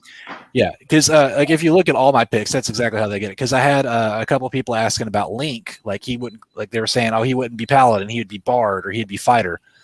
He could easily. I've built a bard style Link in Pathfinder, and he fits perfectly. But in this particular case, I went with paladin because the whole point of how you get your powers as a paladin in D&D is a god grants you those powers. They literally choose you as a champion. And so that's exactly how Link got his stuff. He was chosen by Hylia. So, yeah, everyone has their different reasons for how they drafted who. Does Shazam count for that category? It was what? Does Shazam count for that category? Shazam, I would classify as that, definitely. As a paladin, definitely, very likely a paladin, possibly a cleric. You could also say warlock, actually, too. So you got the power. Because technically speaking, it's not a god that's giving him his powers. It's just a powerful entity, and that's how warlocks get there. So basically, clerics and warlocks are similar, but clerics get there straight from a god. Paladins too, but warlocks get it from just really powerful entities like demons, devils, fae, literally fucking Cthulhu. Yeah. So yeah, like if you're not a god, you're more. You get your power, you're a warlock, essentially. So that's where that difference is. It's kind of weird. It's a pact you signed. It's an agreement. Okay. You play Warhammer? Or you know of Warhammer lore? I don't know shit about Warhammer lore, and I wish I did because it seems so fucking fun. I played the demo. Warhammer 40K is two different things. Warhammer is more like fantasy, elves, orcs. Very diesel punk. Right. And then Warhammer 40K, same shit that's in the future. They're space orcs, and they're more like spores that reproduce at like rapid speed. So like they infect planets, and all they want to do is kill. They're fucking stupid to the point where whatever they believe in, belief gives them power. So like if you put it in a bunch of fucking pieces and you're like, this is a fucking car. The car starts fucking moving. Nothing's connected. It has wheels and shit. Like the universe is crazy. Yeah, I've heard about that ability where you get enough orcs believing in something strong enough, it becomes a thing. There's another there's a race in D&D that's like that too. It's not the orcs though. They're called the Kuatoa. They're like little fish people. And they're ugly as shit. But yeah, straight up, if they believe in something, they create gods. Like I'm talking like an errant thought becomes a thing that just runs through their community, and they've just added a new character to the pantheon that's just as strong as any of like the elven or human or dwarven gods. Yeah, dope. They are fucking terrifyingly powerful. See, I was asking you if you knew the lore because I wanted you to tell me what you would classify the God King of humanity, the Emperor of Warhammer 40K. If you know, Good if you know that question. character. I've heard about him. I don't know much. Yeah. Powerful psychic, like best warrior, best everything, but most powerful psychic, and probably a multi-class of a bunch of shit. okay. Yeah. Listen to the lore. The lore is amazing. I've heard the lore is fucking great. I Quick- hear it quick right up there with question. like Bionicle, with insane question. lore Did we- you wants to know. Did we ever come to a conclusion with Luffy versus Super Scroll? No, we just think talked for we- 30 minutes. Okay, so I got Super Scroll. I Scroll. believe Battle Junkies I got has. two. No, I got Super Scroll. I just wanted to make the argument. Okay. Jew. I have Super Scroll. Okay. Thomas. Super Scroll. It's a sweep. Tap in. Jew, Yeah, can you tap in with Can you tap in with Tap Super in. Scroll for me?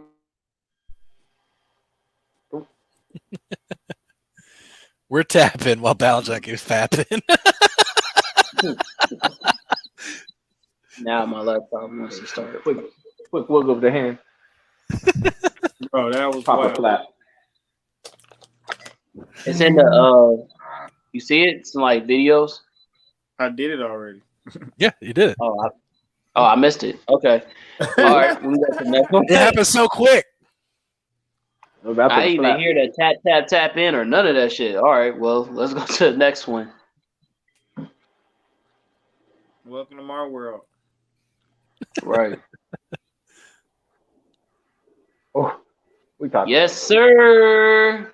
Damn it. Yes, sir. Now this is really by yours truly. Like the other one I shared on Universal Debates, but this one right here, you feel me from the page. You feel me? Jujutsu Kaisen Maki versus Kurome Akame got killed, and I really want to get into this. I'm actually really upset we didn't. I wasn't there present for my other ones, but yeah.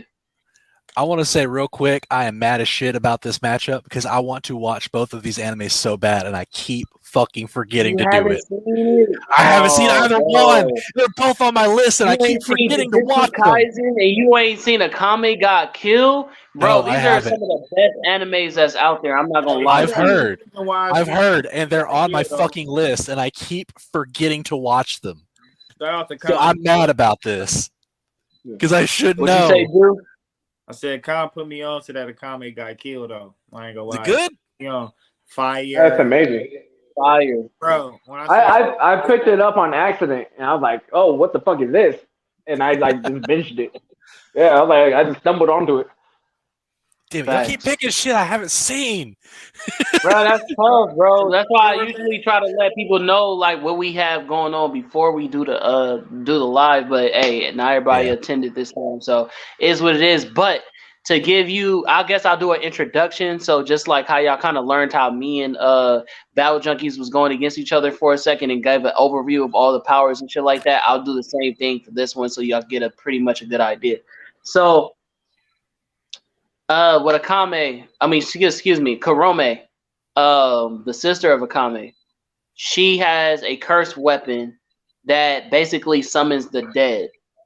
She can summon the dead and have zombies at her will. She already has like very powerful avatars that she summons to aid her in a fight. Two of them who are like one is a powerful swordsman, the other one is a powerful marksman. She's also a powerful swordsman by herself, even without having help with her cursed weapon. Then you go into the master of cursed weapons, Maki, who really her only power is being able to kick ass. You know what I'm saying? So it's like that's really it. You know what I'm saying? She don't have nothing special besides her actual own cursed weapon. So it's a cursed weapon versus the master of cursed weapons. You know what I'm saying? She's just a master, combatively sound person. Now, even though Maki has, even though Maki has, no, excuse me, my fault. Even though Karome has the better power set for fighting Maki, the difference is that even when Akame fought Karome, she lost, which it was just a 1v1 or a 1v3, when she summons her zombies or whatever. Now her zombies are really powerful if you see the ones that she summons, but Maki is also very versatile in dealing with demons that she's fought. You get what I'm saying? So it's like, yeah, Maki can summon some demons, but is that going to stop Maki from being able to put them away? You know what I'm saying? Because she's so combatively sound. So that's pretty much the gist of those two characters. And me personally, even though Maki is my girl, I fuck with her. She's my favorite one, probably in this versus. I'm going with Karome. That's what I'm going with. Wise man. Now, if we was going like Maki, once she gets her actual cursed sword from her family and all that stuff, then it'll probably be a different conversation. But besides that, it's like I feel like Karome has the edge on her, just as far as like her power abilities. And then she fights Akame all the time, you know what I mean? And some of those was like standstills, like when they was younger and all that. Like Akame's the stronger fighter, but the fact that she gave Akame issues just fighting with her, on par, she can fight Akame on par. That's saying a lot. Really quick, if can I get the parameters of the battle? So, I didn't really give it parameters. We're just gonna say because they have both fought in woods and all that, right? So we're just gonna say in a forest. You know what I'm saying? I'm not gonna say a gravesite or nothing like that. We're gonna say a forest. You know what I'm saying? And that's where they're fighting, a forest. Put it in fucking Vietnam. Okay. Well, that fucking with the booby traps and shit. Booby traps are there. There's still fucking holes in the ground. Fucking add tigers, does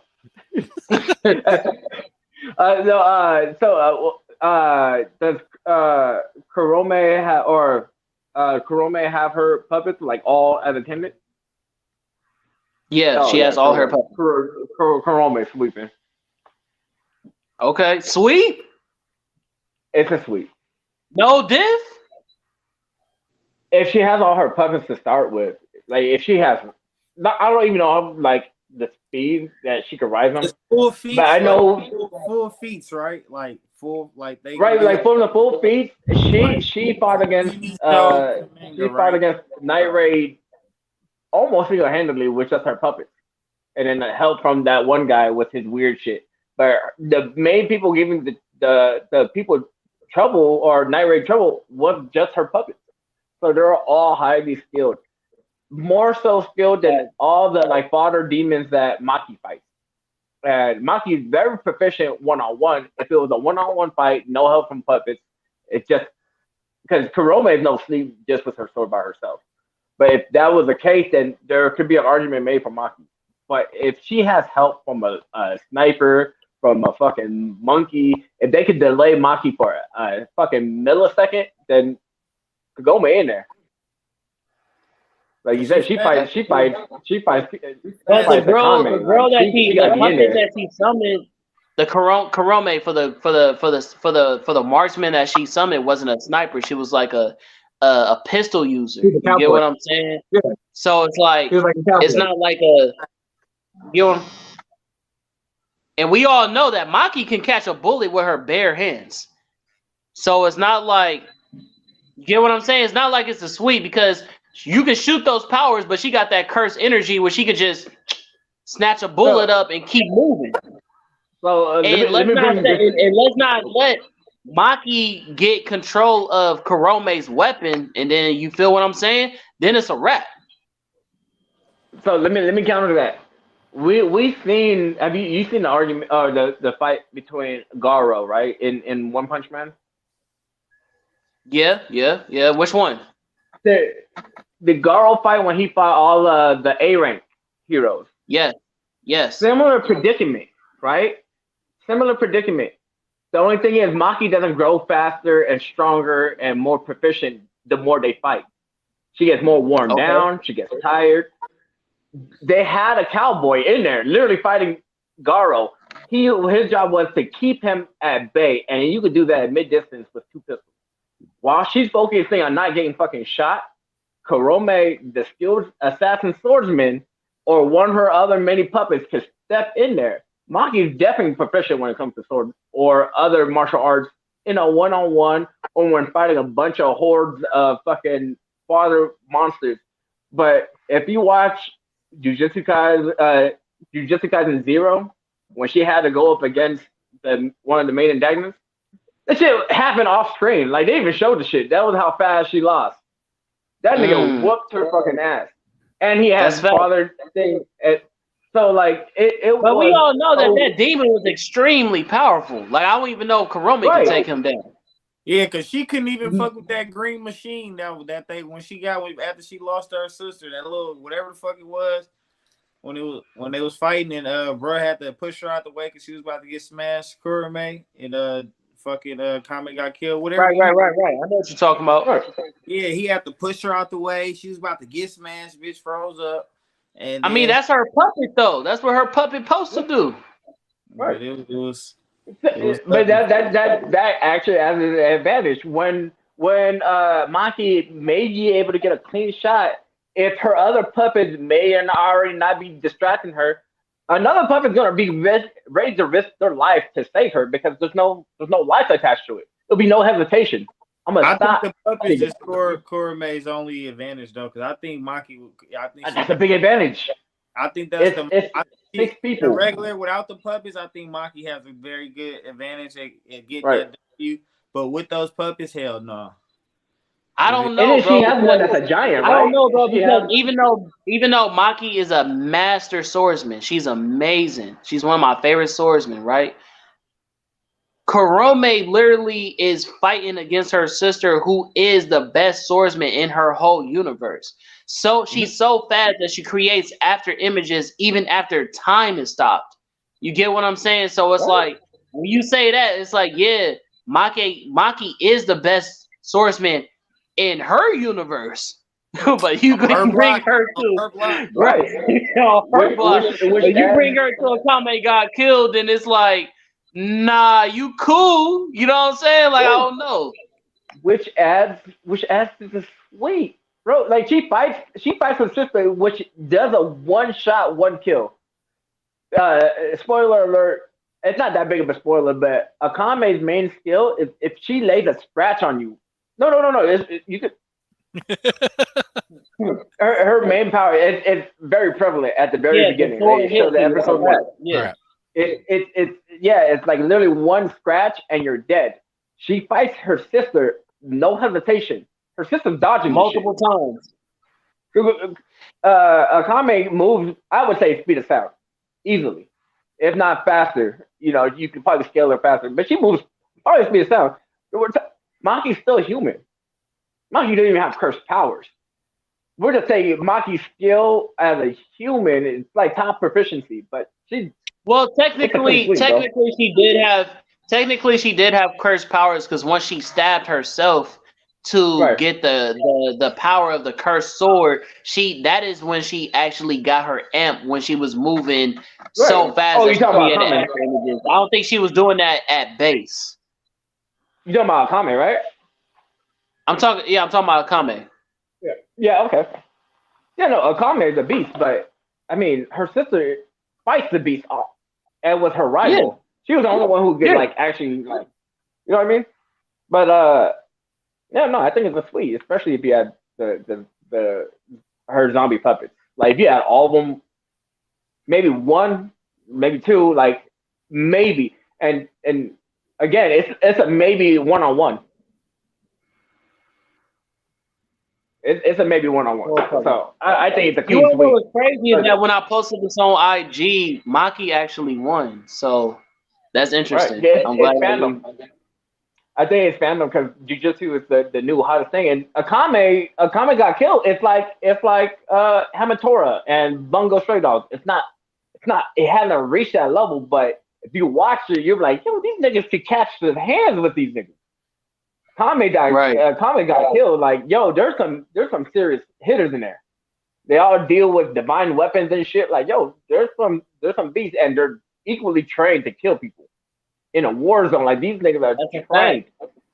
That's I would put blood like I don't ever like bloodlust on like I just that character. I put that character in the fights, and if you put like a Kame or Kagome, they're raised as children to be weapons. Like that hesitation is not a thing to them. Kagome fighting another human might hesitate. She's used to fighting spirit curses. She ain't never had to put a person down. Like, yo, Kagome did that before lunch. Like, if we go manga version where she gets the actual cursed weapon that of her ancestors and all that stuff that makes her OP, then yeah, I think that the fight is way more closer. And she knocked off her whole clan. So we not saying that she ain't never had put nobody down because she knocked off her whole clan. You get what I'm saying? So first of all, bro, hold on. Spoilers, because I'm not a manga reader. He said for the viewers, I'm with you, bro. For the viewers, I'm just putting it out there. I'm a baby mama. But the niggas too lazy to read manga and wait for the anime to be amazing. He spoiled it for me. Thank you. Thank you, Con. I want you to pump your brakes, big fella. Pump your brakes. I mean, like, yeah, right. All right, for the anime, if we're going anime only, if we're going anime watchers only, then yes, I'm going to say that Kurome Spice. Then, if we gonna go, I mean, I might give it a 7 out of 10. You know what I'm saying? But yeah, I'll say. Not saying Maki's nothing, but no disrespect to Maki. I say without the pet puppets and shit, the zombie, I think Maki can win. But with that, I don't know. It's looking like it's. You think Maki could throw hands with Akame? I was just about to say she give me a Kame vibe. I think so. I don't think for not long. I'll say it like this in terms of like battle strategy and reality and stuff like that. When you have a many versus one type of fight, to be the one and be able to win, you do have to be stronger than literally everyone you're facing combined. So that's why, like, the Madara versus what fucking army was it? I don't remember. Like, that fight was dope as shit because it was many versus one, but Madara was significantly stronger than all these motherfuckers combined. In a fight like this, in a fight like this with Maki and Kurome being probably around the same level, but then you also give one of them a fucking army that filled with people that are pretty fucking competent. No, it's a clean sweep. She's got to take a lot of them with her, but she can't fight all of them. No, just in terms of strategy, just in terms of realistic. Were you doing research while we were talking? No, I've been listening. Oh, okay. It was also like to watch the anime next. Yeah, I'm watching them. 100%. Please do, so then we can maybe revisit this conversation and you might have a different opinion. Maybe. Yeah. But all right, we can go ahead and go to the next one. It sounds like it's a clean sweep from all sides. Count! That's count! That's count! So, man, I don't know, man. It just looked too easy to me. I feel it. Next, we got. Oh yeah, let's bring in that. I'll say it, bro. Nobara Kasaki versus Power, and from Jujutsu Kaisen and from Chainsaw Man. Location: abandoned building. There's another one I haven't seen that I've really I was just watched. about to say I'm only familiar with one person in this one, man. Y'all got me messed up. Yo, you haven't watched. I haven't watched At this point, don't even be surprised if I say I haven't seen anything. Y'all didn't get that. Damn, bro, you gotta get. You an admin, my brother. You an admin. You gotta get it together. I know I do. I need to read more shit. I just work too damn much. I feel you, my brother. I feel you. I do. Thank you, Thomas. I work. I'll be doing things, and I work. I just met for? What you mean? I watch You been anime watching during my it. lunch A break. nigga still got a I'm suit just and saying. tie on. Like, what you Y'all mean? niggas ain't- hey, y'all not about to jump me, bro. Go ahead, Battle Junkie. Say what you gotta say, cause yo, So for those who haven't watched it, it's like, first of all, what the fuck are y'all doing? It's the part. number one trending fucking That anime. part. Like the number one. And Jujutsu was like the number one trending anime like last year next to Demon Slayer and there was Facts. one more, I forgot. Oh, My I Hero. watched Attack on Titan. Jujutsu Kaisen. So it was those three competing. Personally, Jujutsu Kaisen is like my favorite new anime out there. It's amazing. They take all the tropes and just do it better. And if Team you of saw three. the movie, Crazy. the movie went crazy. I think that's the best anime movie of the year, personally. Yep. Like the movie It was awesome. It was pretty dope. So, Thomas, if you're gonna watch it, if you have Crunchyroll, watch Jujutsu Kaisen 0 first, because it's a prequel. So watch that first, and then watch the actual anime. The thing about that kind of recommendation, though, will I need to know shit that happens in Zero that like gets explained in the main thing first? No. Because I don't want to be watching it being like, I'm missing a fuck tons of context. So they show you all the powers and shit. Don't skip nothing. But they'll explain the power system early in the anime. Okay. So if you're cool with watching amazing shit, and you're like, oh shit. Well, and then you have to learn. Getting the explanation. Okay. Then you'll get the explanation episode like 4-ish about their power system, how shit works, and what shit's happening, and it explains what you saw in Jujutsu Kaisen 0. Gotcha. Like, okay. Those attacks make sense now in their power system. Okay. So watch Zero first for the spectacle, and then be like, okay, now I understand why it works. Right. Because they reintroduced the characters twice, and so if you watch the first time, it explains like where it's a high school setup. Mm-hmm. I know the main guy eats a finger. Yeah, so that is like the freshman guys, right? And then when you learn about the school, you get introduced to their like juniors, right? Mm-hmm. Like the guys right on top of them. This movie introduces them again, but introduces them as freshmen. Got it. Okay. And so that's why. So you get an introduction twice, but it's better to get the introduction from the movie because they sum it up real quick, and then you get to love those characters. So when you see them later on in the anime, you're like, oh, hey, familiarized. So, Jujutsu Kaisen, amazing. Norobara's power is almost like a voodoo magic type person. So it's like damn, y'all motherfuckers just don't be watching shit. Right. What the fuck are y'all watching? You guys are watching Naruto for the 11th time? No, I'm watching shit like Konosuba for the 20th time. Look at you. Guilty pleasures. I ain't gonna fucking lie, man. I be watching Konosuba like a motherfucker. Oh man, I'm sorry. I'm watching the human shit. Live I'm not gonna lie. I'm still catching up on One Piece, so it's not like I'm not going. It's not like I'm not all the way up on all anime. But I've definitely seen a lot. If you're not catching up on One Piece, you guys have no reasonable explanation for me.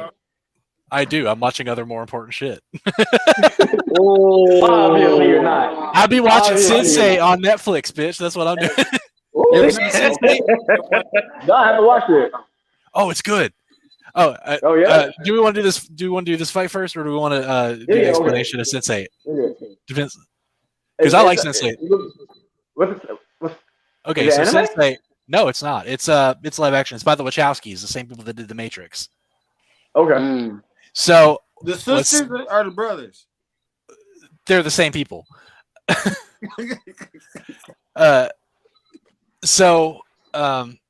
What Sensei is it's 8 main characters, and so they are basically like the next evolution of humanity, where there's like a psychosomatic link between them. They were all born at exactly the same time on the exact same day, and that's how clusters are made.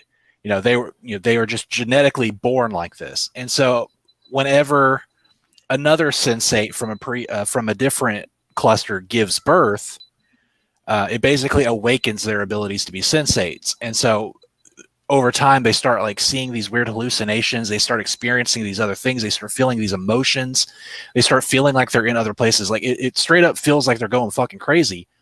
But then they're actively talking to people from different parts of the world, from different parts of life and stuff like that. That's part of their cluster.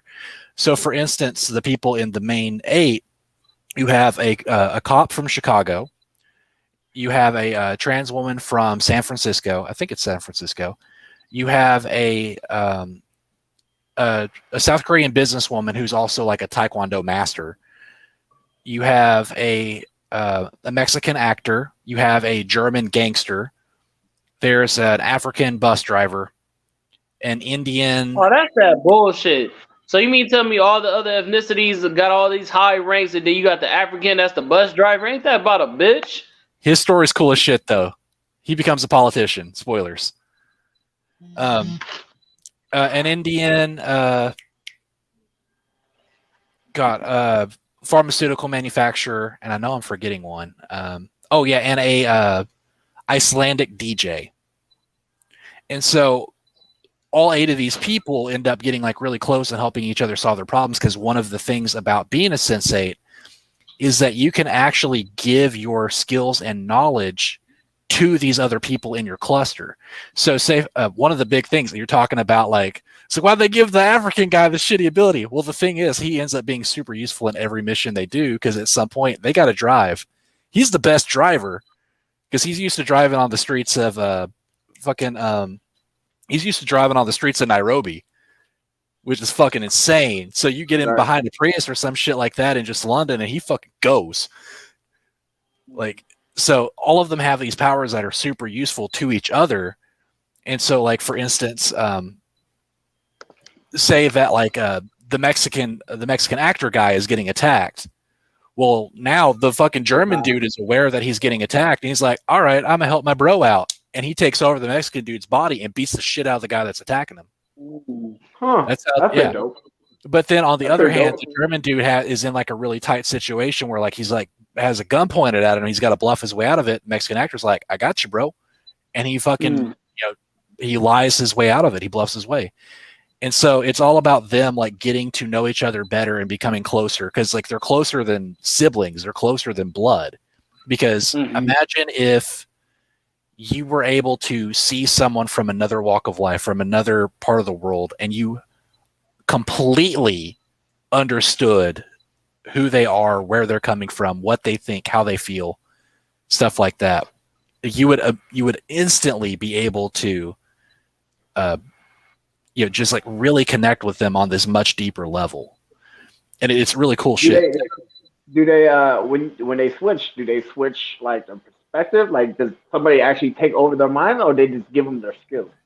It's like they're in both places at once. So it's you can see out their eyes and shit. Yeah, they see out their eyes, while at the same time they are also in wherever they are. The German guy and the Indian lady had a conversation at one point where she was just sitting on a rooftop in India, and she was talking about how it's like it's really nice and warm and sunny, and I can smell these flowers and everything like that. But at the same time, I also feel like I'm soaking wet because I'm sitting outside at a German cafe while it's raining. So she was experiencing both at the same time. And so that's essentially how it works. So they basically give those skills and that knowledge to the other person for them to be able to use it. Imagine just being a piece of shit. Like you didn't like amount to nothing. You didn't have no skills to offer to other people, and then all to give you all like the best skills, and you just turn out to be a millionaire who's just like an asshole. Well, the thing is, though, is that even if you're a piece of shit, you've got something to offer. And quite often, at the very least, everyone in your cluster understands why you're a piece of shit. And more often than not, they're going to try to help you get out of that. Because even the worst of us have something to offer. Wow. That was really sentimental. Yeah. Like they help each other grow through a lot of different situations. That I don't want to spoil really any of that kind of stuff, because the acting is just really fucking good. but like they run into conflicts, and one of them will be able to just provide their perspective because they're either going through the same thing or they have gone through a similar situation, and they'll be like, this is what I did, this is how I think about it, and it helps them be able to be like, oh, okay, I get it, I can go do this thing. Because when you are that closely connected to 7 other people, literally, their every thought, everything they've ever experienced, what they think, how they feel. Are you talking about that one Netflix show? What is this called? Sense8. I've never seen Sense8. Sense8. Sense8. Oh, I watched the first few episodes, bro. No, it gets real fucking good. So it's just I haven't finished all of it, but it's like this black girl who's like a lesbian couple with this like whatever, and then like all these other different people, and they can actually feel each other, see each other's memories, and body swap and all this other shit. Yeah, I watched it, bro. I haven't seen the full scope, but I did see the first like few episodes. The black girl Freema Agyeman. I think that's how you pronounce her last name. I can never pronounce it right. But she is the girlfriend of one of the Sense8, of Nomi, the trans girl from San Francisco. It's like how Naruto feels when he like disperses all his shadow clones after they learned a bunch of shit. You know what? That'd be interesting. That was how it is. That is interesting. They go off and learn shit, learn a particular skill, and then he disperses them, and then he learns that. Which is one of his like my favorite abilities of Naruto. Like that's the you can learn every fucking jutsu in a fucking day if you just sent out all your fucking clones and learn that shit. Look, there's no stopping. He kind of learned some of the little abilities that he did. The only thing he would be able to learn is Kekai Genkai and fucking eye shit. But other than that, like he could learn literally everything else. He could be like the fucking anything that can be taught, he could learn it. Right. He live Orochimaru's dream if he wanted to. Well, who did y'all vote for on that? He should have been getting his ass. Fuck. Yeah, we haven't voted. We just got on this weird tangent. My bad. I didn't even explain the characters. Just had a good time, man. Hey, watch Sense8. It's good. I'll watch these anime. I'm not really going over them because they're gonna spoil it for you guys. So watch the anime and we'll add this on part 3 later. Jujutsu Kaisen, I just don't know the chainsaw chick. Yo, bro, if you like Jujutsu Kaisen, you're gonna love fucking Chainsaw Man because it's like I don't know. I've been seeing her on. I'm gonna go with Power, bro. Just between me and Battle Junkies, I got Power. She look like she cold. Me and you can have a separate conversation because I got Nobara. Nobara cold, bro. She like a Nobara fucking cold. I didn't say she wasn't. But I think that Power has the abilities and healing ability and the speed to pretty much blitz. Like, Nobara is cool when she's using her puppet, whatever you call them, her little voodoo shit. If she does that, then she can attack her from a distance. But if fucking Power closes that distance and she physically puts hands on Nobara, there's nothing that Nobara can do. In comparison to Itadori, who can take a one-on-one fight if he had to. Nobara can't do that. Nobara just needs a piece of her, though. Like, any piece. Like, if she does close the distance, she grabs a piece of her hair, she put it on her puppet, and then whatever she fucking does to that puppet, Power's done. Right, but that's what I'm saying. She needs that piece. How's she gonna get that piece? You saw what happened when she fought against Chainsaw Man. It wasn't a full fight, but bro literally tried to hurry up and hit her with an axe, and he got sliced in the matter of a blink of an eye. That's the same thing that will happen to Nobara if she tries the same shit. Because she's not nearly as fast as Chainsaw Man at all. But she's like leagues smarter than fucking Denji. She's like league smarter than Denji and fucking Power. No, Denji's a very powerful. She's a powerful manipulator. You know what I'm saying? You gotta have some type of form of intelligence to mislead people. Power is the fiend. Power doesn't convince people. She works off like pure instinct, like almost like an animal. She like actually there's similarities. That's what their the similarities are, or their metaphors for. Denji's a dog, a loyal dog, and she's a cat, a stray cat. Right. But she's like a depowered fucking blood demon. She did it. Yeah. Well, from the anime, from what we know, she's not full powered right now, and as of right now, she works off pure instinct, which is right. Like Nobara could outsmart her easily, very fucking easily with strategy. You don't have to be smarter. You don't have to be faster than somebody that you're like league smarter than. We I'm saying though, Denji's gonna want to one shot her, bro. My question is, like you said, she needs a piece of power or a piece of Denji, right?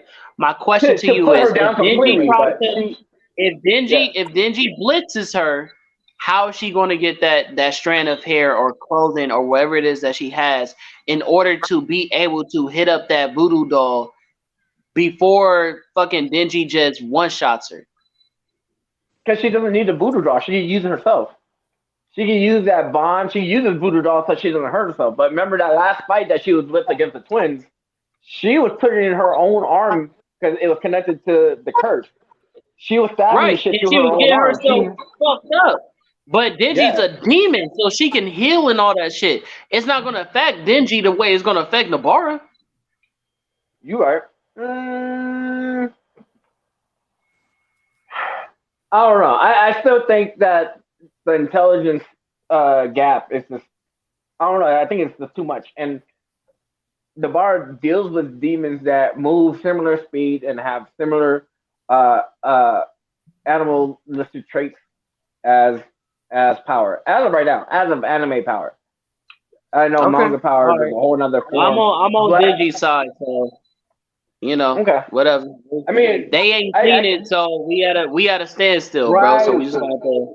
How y'all not see the two most like fucking best animes out right now? Fuck everything else. If we told you to watch anything, watch Jujutsu Kaisen and watch fucking Chainsaw Man. And watch Agame got killed. And Agame got killed. Kame got but killed. You know, I just ain't seen Bungo Stray Dogs. You know, I throw that out. That's my shit. I think people slept on Bungo. What was the other one from much earlier? It was like Homarata or something like that. Oh, Hamatora. Hamatora, thank you. I need to write that down. But if you're gonna watch Hamatora, like just watch Bungo. All right. Bungo is like if you like mafia shit and superpowers, it's like My Hero mixed in with like bomb movies. Fuck yeah. And then like Bungo Stray Dogs, like their appeal or their like little fucking thing is that they use literary authors from like the 1600s and shit, like Edgar Allan Poe. And 1600s is 1800s. 1800s. Well, we ain't talking about like fucking Chaucer and shit. Like, well, they're two different ages, and their literary works is their power. Like one of their books would be their power. Yeah, so that's the appeal of it. So if you guys, that was a sleeper hit that I think a lot of fucking people slept on. They got 3 fucking seasons of the movie, and then season 4 is getting animated by the fucking Studio Bones, the same people who did like season 2 of Demon Slayer. Yeah. If I'm not mistaken. Yeah, Studio Bones is fucking good. So I guess for conversation's sake, I gotta ask: is there a fucking Ernest Hemingway guy? Because that guy's got to be the most OP. No. Fuck. Well, that motherfucker would kill everybody because Ernest Hemingway was fucking terrifying. I read books. I guess we can make this cap right now since we, can't come to an understanding. So I make it cap, and then we can go to the next one. Cap! That's cap! That's cap! Did you say it that time, Con? Yeah, I heard cap, but I didn't hear the whole. I didn't hear the whole. You feel me? But it's fine. It played the whole thing. At least on my end. We're gonna go. Yes, I sir. think there's a debate to be made here. Yes. The Elastic Girl versus Rubber Band Man. The Incredibles. I know these motherfuckers. I can get it, boy. Yes, Now, who the fuck sir. has So who Army wanna and hockey? start off? Hold on. Who has the hockey? Just kidding. Shut the fuck up. So who has the hockey? What's up with it? Cuz. So I with have it. opinions on this one. Hey, All right, let's start with you then, Thomas. All right. So I fucking love Rubber Band Man. I fucking love Static. He's fucking great. Elastigirl experience. Can I pause real quick? No. One thing I fuck with when it comes to Thomas. No, one thing I fuck with when it comes to Thomas, when I first met this man, he really fuck with all black content, bro. He loves Static Shock. He loves Samurai Jack, created by black creators, you know what I'm saying? Voiced by Phil Lamar. This Yeah, that man was made really by a white fuck with guy. black That was content, bro. So I that really was fuck with this dude. yeah, that was Gini Tartakovsky. That's a Russian dude. Well, yeah, I get. But yeah, well, he's I'm voiced talking by a about the black guy. dude. Yeah. Right. He drinks Black Russians though on the weekends. And he, you know, it's black characters. You feel me? So it's like I feel it. You know what I'm saying? So that's what's up. Yeah. Well, yeah, that's because when it comes down to it, I only care about one thing: fucking good characters. And it just so happens that two of my favorite characters of all time were voiced by the same actor. So, Facts. and one of them's Gotcha. black. So, fuck Right. yeah, I love That's Static. what's up. But yeah, Lantern for me. Elastigirl, I think would take it on experience. I think that in terms of like strength, speed, power, everything else, they are pretty close to being the same. So I said all that just for you to go with the white woman. That's crazy. I'm only going. Well, I'm going with the white woman with the fat ass booty. So like, so I'm taking the real black pick. I had to watch the whole fucking Incredibles again because I missed the whole fucking movie when she came up. I thought you was going somewhere with this, Thomas. You let me down. What the fuck you mean? Yeah, Rubber Band Man is not going out like that, bro. Oh, it's gonna be a tough fucking fight. I will give it that because, like I said, turn into a basketball, a light sign, a couch, a trash can. He can turn into a wheel. He can turn into a whole outfit. He can turn into somebody. That's not a good argument. But what is any of that going to do against Elastigirl? What's turning into a fucking because I'm just saying, bro. His rubber abilities surpasses anything we've seen her do. You feel me? Yeah, she can fight, but he can fight too. He's a street kid. You feel me? From the block. He's from New York, bro. It's from the block. Bro got hands. His brother is Ebon. That's his big brother. You feel me? Like, bro, Yeah, he put down Ebon. You feel me? And he put hands on his bro. He didn't put hands on Static. You feel me? Hands, like, you feel me? Because, bro, she ain't messing with bro. His shapeshifters here. We ain't really seen her use her hands to like turn into different objects, like on some Green Lantern rubber type shit. Like what Green Lantern do with a ring, Rubber Band Man do with his hand when he swing and turn it into different stuff, bro. Like, she's not doing that.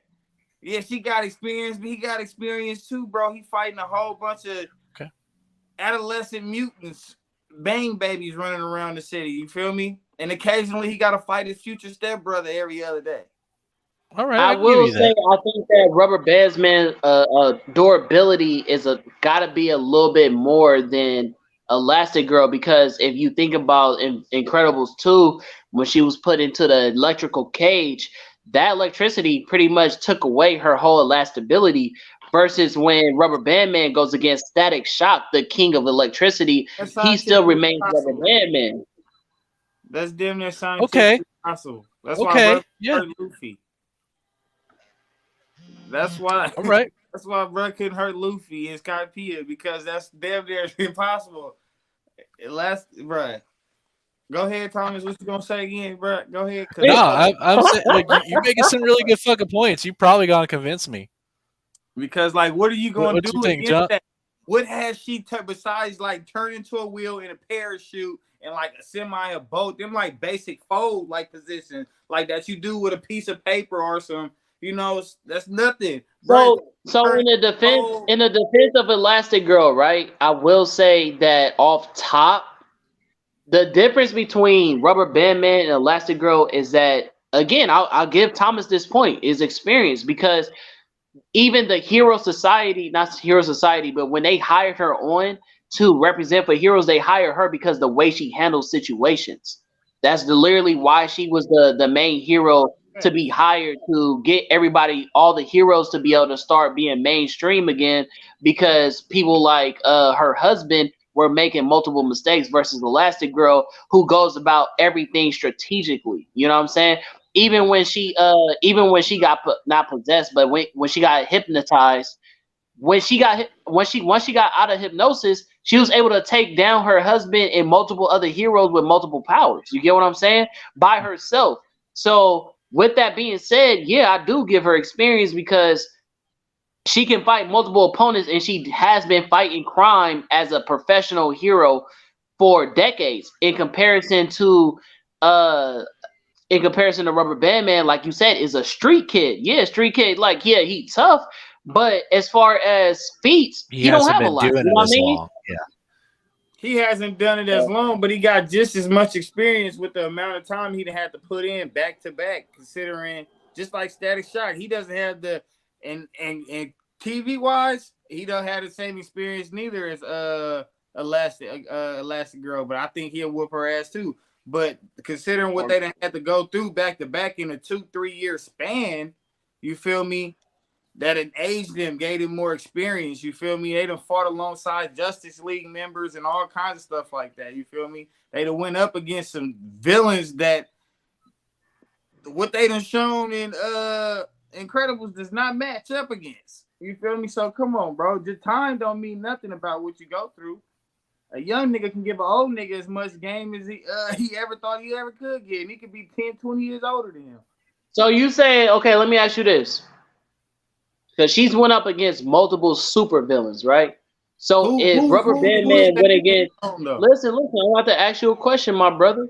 If Rubber Band Man went against one of Incredible Boy's super bots that, you know, can literally learn all your moves, know exactly how to destroy you, be indestructible from the outside, you think Rubber Band Man could take one of them down?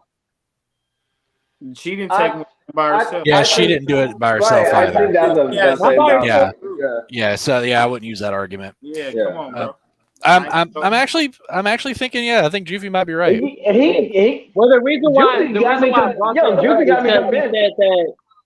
the reason why I brought that up is because even though she didn't take it out by herself, the fact that she has went against those things and has survived, plus multiple like giant robots and giant other things, you get what I'm saying?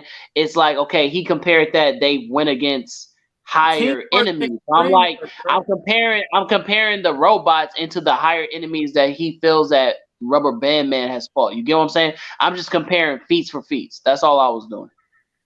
You shouldn't use that feat because she, like saying that she didn't have help or her help was cool, but it wasn't like that much. Like she wasn't the main character in that fight. She had a nigga who could lift trains, a fucking flashlight character, a girl who could make like an analogous version of she had a Fantastic Four. They was Fantastic Four, bro. Fantastic Four. It's like saying, you know, only one of them is cool, but like the rest of them are assistants. Like, nah, they were equally yoked up in that fight to take down that one robot that was meant to only take down. And then don't even forget, it wasn't even just them. They also had fucking Frozone pop in to help out a couple times too. So she pulled her weight. Yeah, she pulled her weight, but she's only 1/5. If we're gonna say that, we're gonna have to be like, we also say that when Rubber Band Man fought, he also had Static Shock by himself, and you know what I mean. Everybody that's two. That's two compared to 5. Well, actually, Rubber Band Man had a successful hero career for a while. He was contracted, and he did. He did. He had that by himself. He was a solo hero. Girl. She was a solo hero before she even met her husband. Exactly. So it's the same comparison. No, I ain't knocking her for that, but I'm saying. But we're just saying it dismisses your question because your question specifically had a robot that it took all 4 of them to take down. Specifically, we're not saying she didn't take down heroes on herself, but we're saying for the robot, she took down a robot equally as a team. I got you with the help of Frozone. No, we don't know what kind of fucking villains Rubber Band Man was taking down, but what we do know, it was a bunch of fucking gang members that were turned with superpowers, and some of these niggas were crazy, like crazy. We don't know the type of people he was dealing with on the base. It was like they're still doing all the gang activity that they were fucking doing. You know what I mean? Yeah, moving with superpowers and shit. Gas, all of that, like. Yo, I mean, and his number one person that put him down at every fucking time was Static, and Static is no fucking slouch. And like Juke said, Static put down fucking Elastigirl, no problem. So I don't know. You got me convinced. I first came in and thinking you got me convinced too. I actually changed my answer. You got to look at durability, better feats as far as having the power that they have is basically the same. Better feats with it. You feel me? As far as morphing with it, taking different forms, stretching on you like you just on the dribble on impulse. Like I don't know. Real quick, do you guys know about that conspiracy? Well, it's not even a conspiracy theory because I'm convinced that it's real. That first robot that Mr. Incredible fought wasn't for him. I didn't know about that. I didn't care about that. It's for Frozen. If you rewatch the movie, it's for Frozen. So if you watch when they're doing the hero shit on the low, and the assistant was watching them, right? She says, "Oh, the fat guy is still with him." So meaning that she was watching Frozen, right? And then when they took Mr. Incredible to the island instead of Frozen, they fought him in a fucking volcano, surrounded by lava, and it had a red eye or it had a blue eye, indicating that it was for Frozen. The next time he fights them, the shit had a red eye and was immune to super strength. Like he broke it with his super strength because it wasn't made for super strength niggas. It was made for anti-freeze or for freezing niggas and fought them in a place that he couldn't freeze them. So that's why I know that, bro. Yeah, so if you rewatch it, that makes sense. If you rewatch the fucking movie, like that first robot, if it was intended for Mr. Incredible, the movie would have fucking ended. Like it wasn't that second robot it's set in that lava place, it would have fucking ended. But he only put off the thing. He only put off the thing and brought Mr. Incredible there because he found out who he was and he had a personal vendetta against him. So he was like, forget Frozone, invite that nigga. And that's what fucking happened. I was put onto that. I was like, what? And I had to rewatch it, and yeah, it changed my whole perspective on the movie. Think about it. See, I just want they were about to kill that nigga Frozone first. Like they had their guns aimed at Frozone, and by happenstance, they saw him put out a fire with Mr. Incredible, and he took priority over him. Because if it wasn't him, they would have took Frozone, and he would have been like that Cyclops dude. Meaning that Sinestro or Syndrome, whatever his name was, Syndrome. Was a fucking A class. It was an S class villain in my book. That nigga took down. He was taking, bro. Outside his ego, bro, and his narcissism, bro, was bro. To do what he did to take out as many heroes as he did, bro. That was had Syndrome had a slightly different perspective, like dude would have fucking changed the world. Straight up, like he would have made it a better fucking place.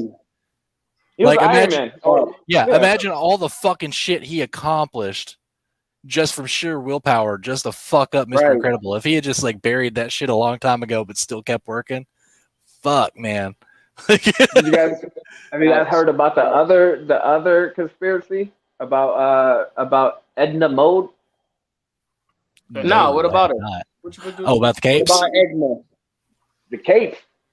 They're saying that Edna Mode is actually I heard about that. She gave Syndrome a cape intentionally. The cape for all the supers, not just heroes, but all the supers.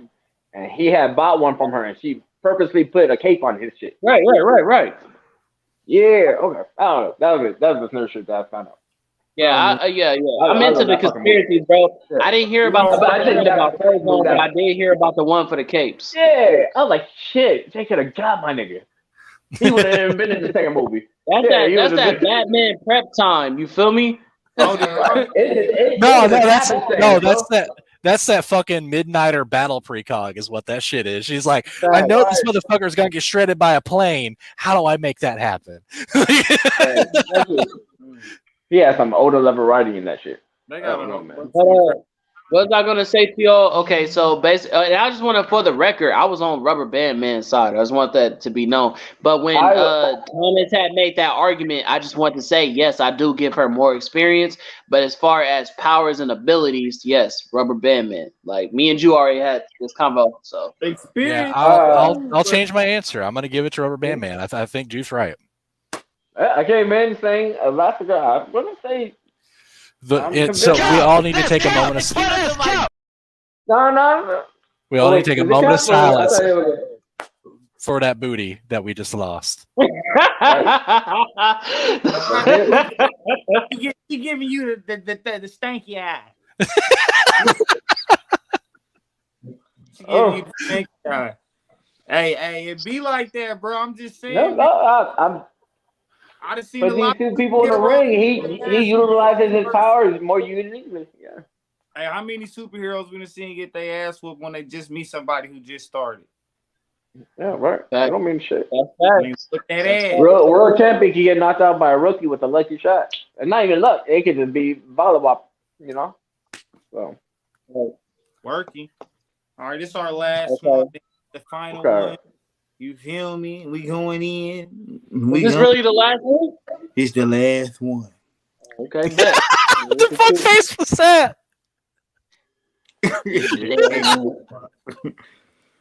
We got the spot. Oh yes, sir. You put this in? Nightcrawler. Oh yeah, I forgot I didn't put this in. Yes, boy. This is a good one right here. Yeah. Fuck, I'm struggling to remember the spot. Man, I know him. Oh, but you I'm out of struggling to fucking remember. He's You the out man of fucking responsible for making Spider-Man The punch him Spot- in his face. Listen, the Spot is one of my favorite Yeah, Spider-Man villains that did not get wrote. There are so Super many. fucking- Okay, let me super just take a slept on. moment to talk about Yeah. Marvel. Marvel has so many characters, bro, that are so OP that could be so amazing for the universe that they just stop fucking writing. The Spot is one of my favorite fucking villains in all of Spider-Man universe, bro. And when they did the cartoon when I was a youngin', and they first introduced him in the first Spider-Man, well, not the first Spider-Man cartoon show, but y'all know the iconic one that that Spider-Man. Yeah, the you feel 90s. me? Yeah, 90s cartoon. Right. When they did that Spider-Man, the Spot was in there, bro. I thought he was so fucking dope. So when Jew came up with this fucking verses, I was like, nigga, that was amazing, bro. Like that. This is a fucking amazing fight because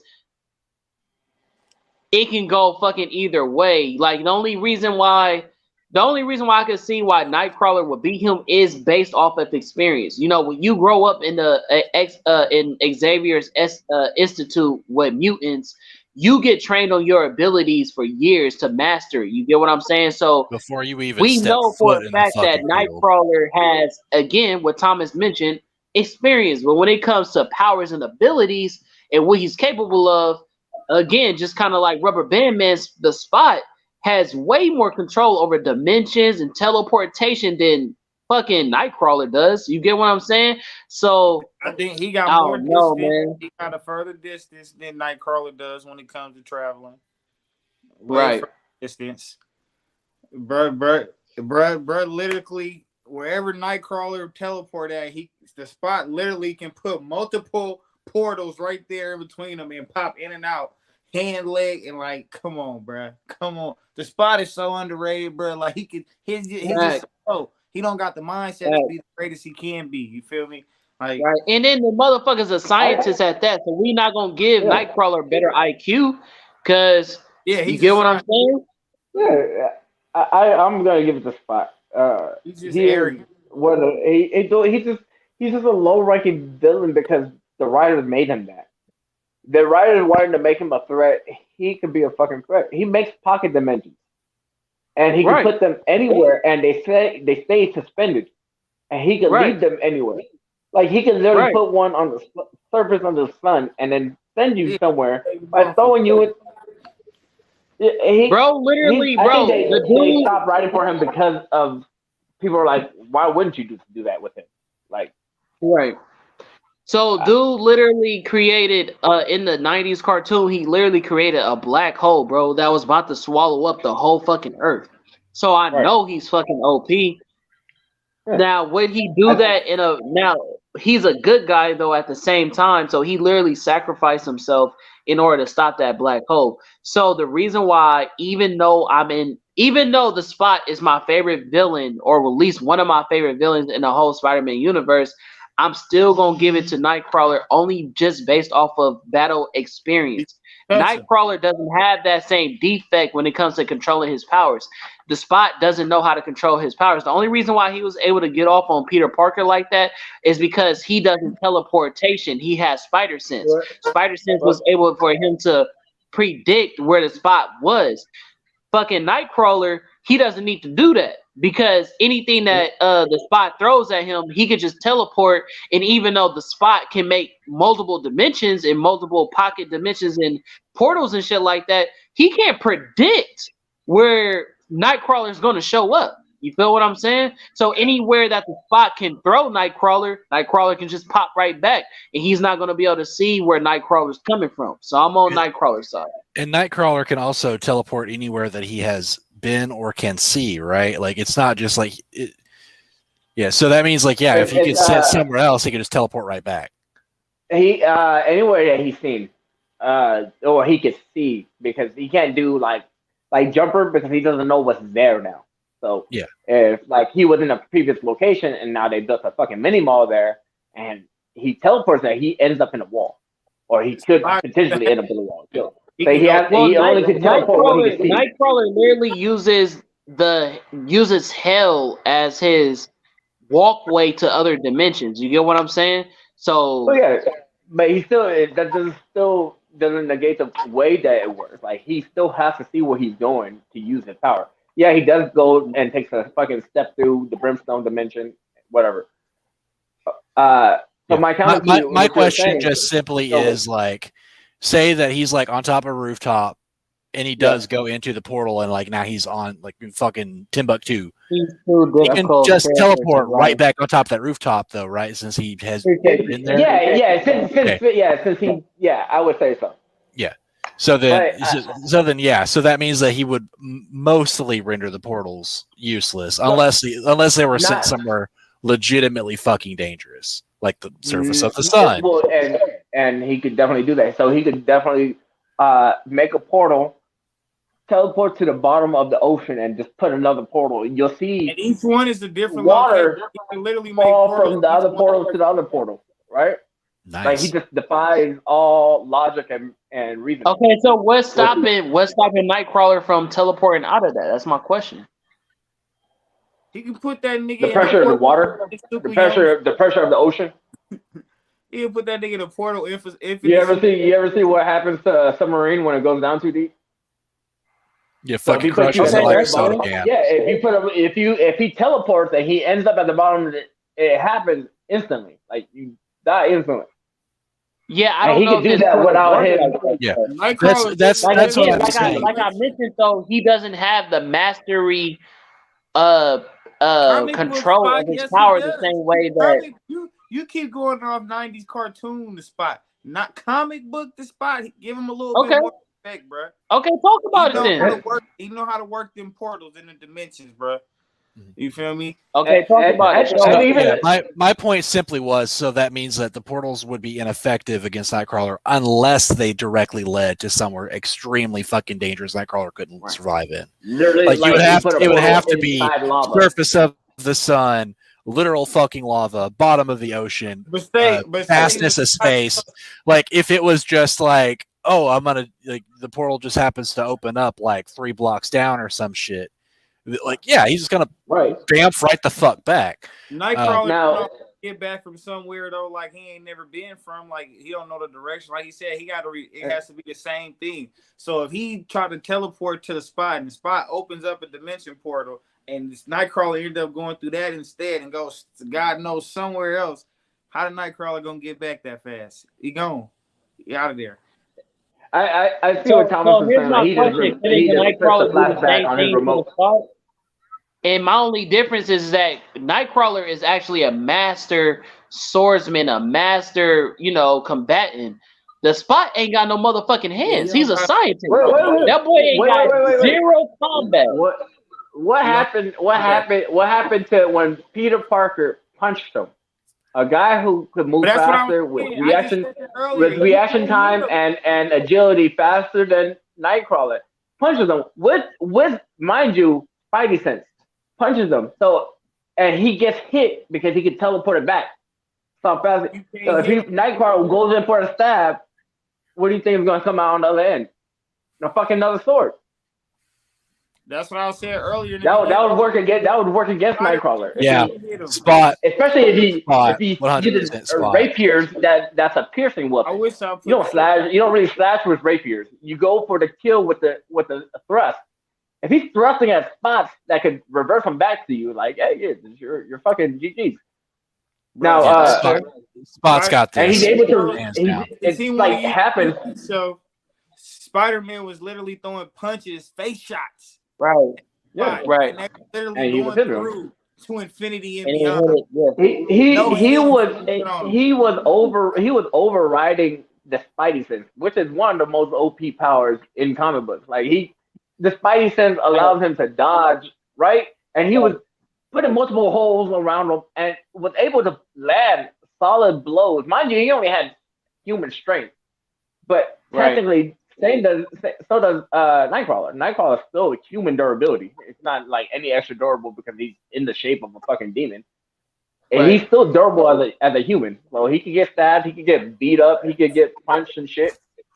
I don't think defensive or offensively he has anything that would hurt the Spot. But Spot could hurt Nightcrawler. Spider-Man is hella strong with Nightcrawler, and if Spider-Man can't do it, Nightcrawler is definitely not. It literally, in cartoon-wise and then comic book, he got a little longer. He had to Spot sacrifice himself. That was the only way for him to ever be written out of the story. He had to be sacrificed because if he stayed, who the fuck was going to stop this nigga if he went on the rampage? It was really tripping. He's going to create tornado black holes in the world, and everything is just going to get sucked in. Who's stopping that? That's facts. I give you that. Spot. Somebody gotta make an argument for the opposite character. You know what I'm saying? So I'm gonna be that fucking don't. No, we fucking don't. Sometimes that little don't get there. Tube, no more. It don't go. The only way that Nightcrawler would be able to get that win is if he was able to teleport on top of Spot, grab his fucking head, and teleport his head off, which he has done. He has killed people that way. But I mean, he tries to avoid doing that. But couldn't I don't know Spot? if it's been shown or not. But I don't know if those portals are always activated on the Spot or if it just activate in defense mode. He could definitely shift them on his body. Who's to say, bro? Just don't fall right into a portal. Like everywhere you go, you're gonna fall into. It's true. He has. I have seen him move the spots on his body to other locations. So when he go back to his human, that's how makes it one big circle on the chest. And offensively, we don't even know the potential spots other than like Black Hole. But if he could cut people's limbs off like Wong does in Marvel, right? Or shit like put Blink your hand in there, he's like whoop, whoop, whoop, whoop, right? Cut your fucking arm off, cut your head off, whatever, Blink, and he could use them as projectiles. Like Blink, another X-Man does the same shit. So so like it's his he does pocket dimensions. I'm going with that nigga. I put that there just to let people know, like I knew he was gonna say it. Experience ain't always the thing, bro. We have seen people get their ass whooped every day that have been masters or long, trainers and studiers of certain arts and crafts and still get their ass whooped by a newbie. You feel Facts. me? Happens in the midst of the moment. You never know.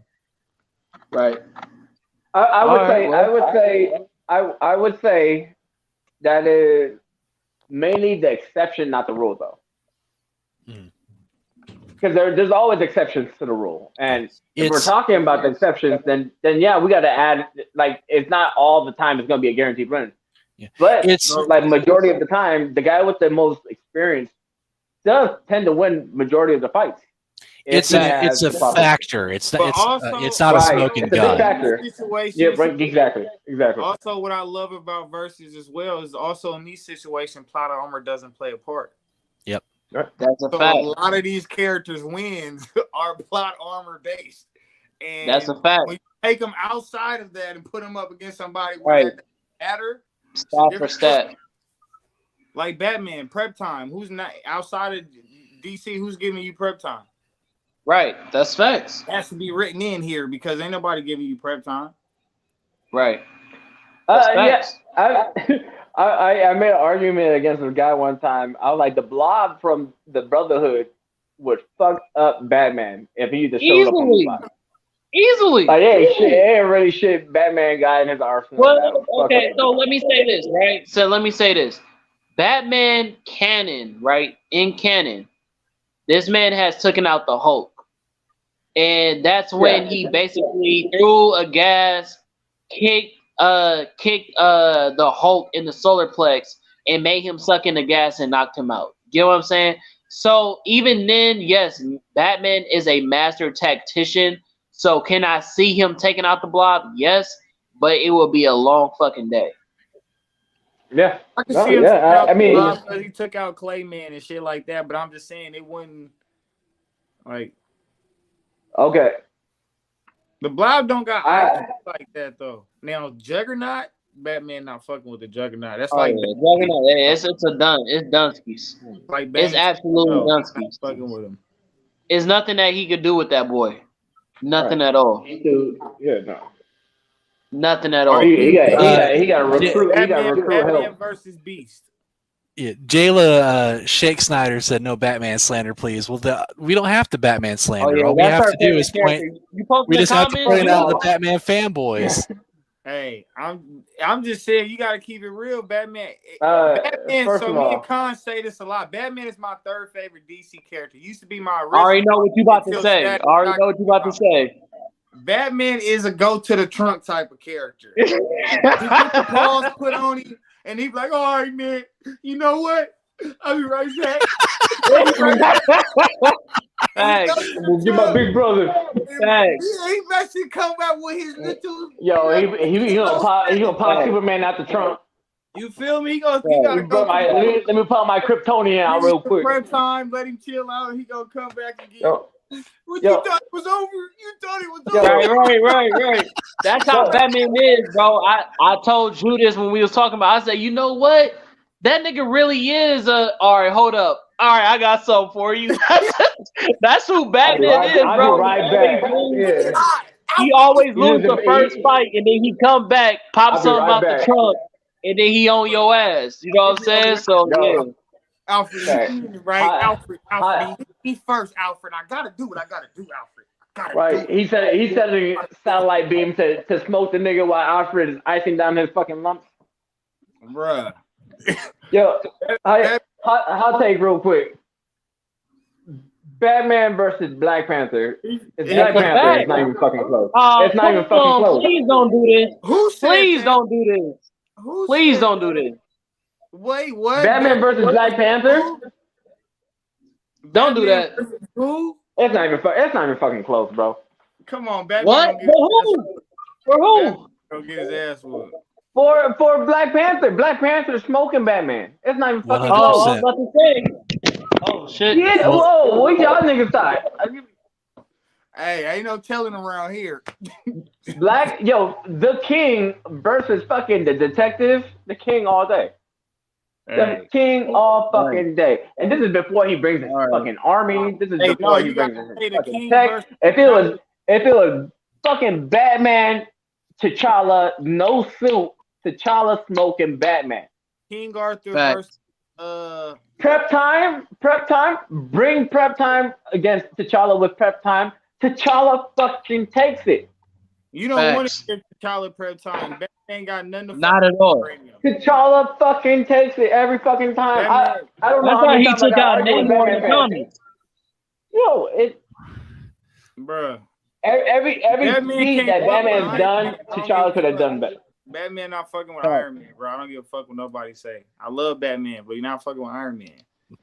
So he's not. I can't agree with that. We can all agree that Batman is a great character. You lost me on Iron Man. Yeah, we can all agree Batman's a great fucking character without having to be able to solo your fucking verse. Like Iron Man, bro. we can like him for what he stands for and his conflicts and shit like that. We can like him for that. We all agree he's among the greats. He's But one of the think about him, best the fucking great- written. Yeah, one of the best characters ever come up with. Like the symbolism Right. for him is so fucking deep.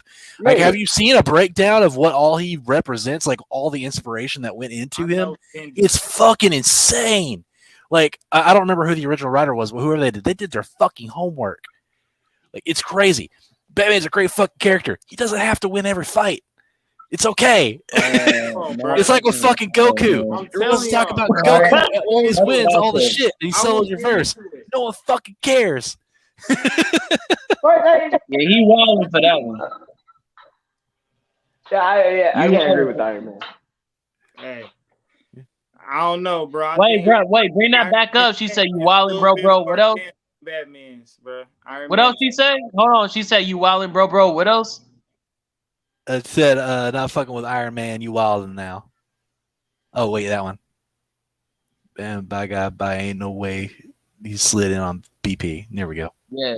So basically she's saying I give you BP, but she ain't giving you Iron Man. And I agree. Taking Iron Man too, bro. I had to do my homework. Nah, I had Batman at first, but I did some deep diving, bro. I don't know. Did y'all read the comic book Iron Man versus Black Panther?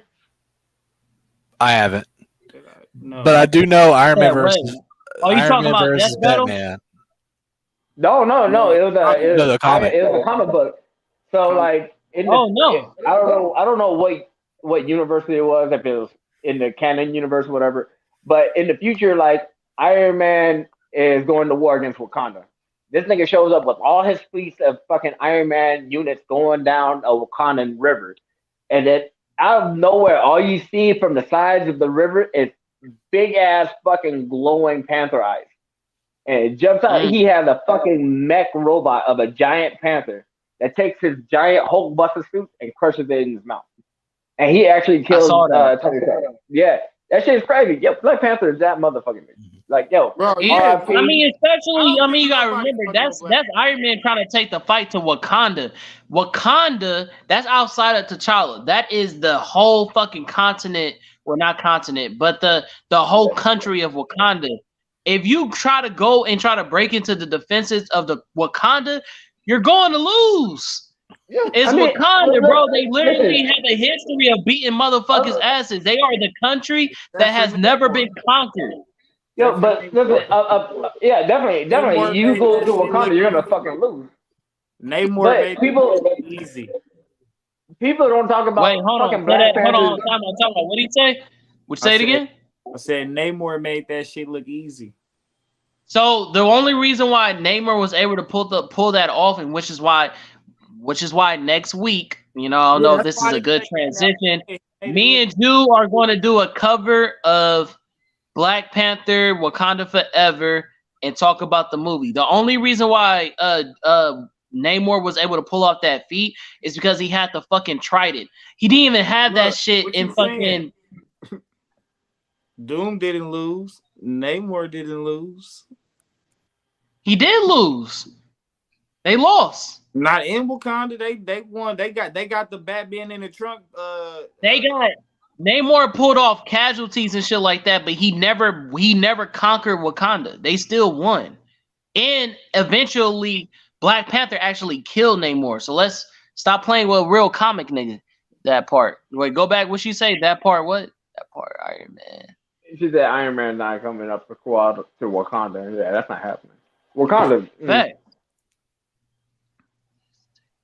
No, this Look, bro. Oh, this my partner Tay? Yeah. No way. Ain't no way. Stay home, doing big things. Yes, he did. Ain't no way that's my partner. I'm trying to tell him, Tay, they more in Wakanda, they won. But I'm saying, bro, I don't know, man. He flooded Wakanda, so he gave him a nice pool to relax in. Okay. But no, even in the comic book, bro, he attacked. You ShamWow. And he won. You know what I mean? You hair dryers here and there. Some fans. It's okay to win a battle. You think they have rain season in Wakanda, bro? Hey, what you doing on here? You don't know comics like that. Just chill out. You don't know comics like that. Anyway, so look. He know comics. That's from what I know, that's a female. But listen, Hey? What I was gonna say to y'all is that Namor won a battle just like he won in Wakanda Forever. Yeah, he won a battle because he fucking infiltrated and shrunk them out. I'll be You feel right me? back, y'all. But he can't fucking. He didn't win a war against the Wakandas. You get what I'm saying? So it's like they didn't go to war, but I'm saying they had a fade though. yeah, they had a fade. You can win a battle, but you can't win a war. So Wakanda front doorstep though. He did bring it up to their front doorstep, but he still couldn't actually beat the whole country. You can win a battle, you can get a dub, but you ain't gonna actually beat the Wakandas in the long run, got bro. A surprise attack on their home ground involving their civilians and everything. This nigga, if he wanted to, he could have executed the whole plan and it would have been good. He chose not to. He did literally just like the movie. Not in comics. Yeah, in Wakanda Forever, yeah, but in fucking the comics, he tried to go crazy. My real name is Shantae, motherfucker. Shanti, not Shantae. You worse than a substitute teacher.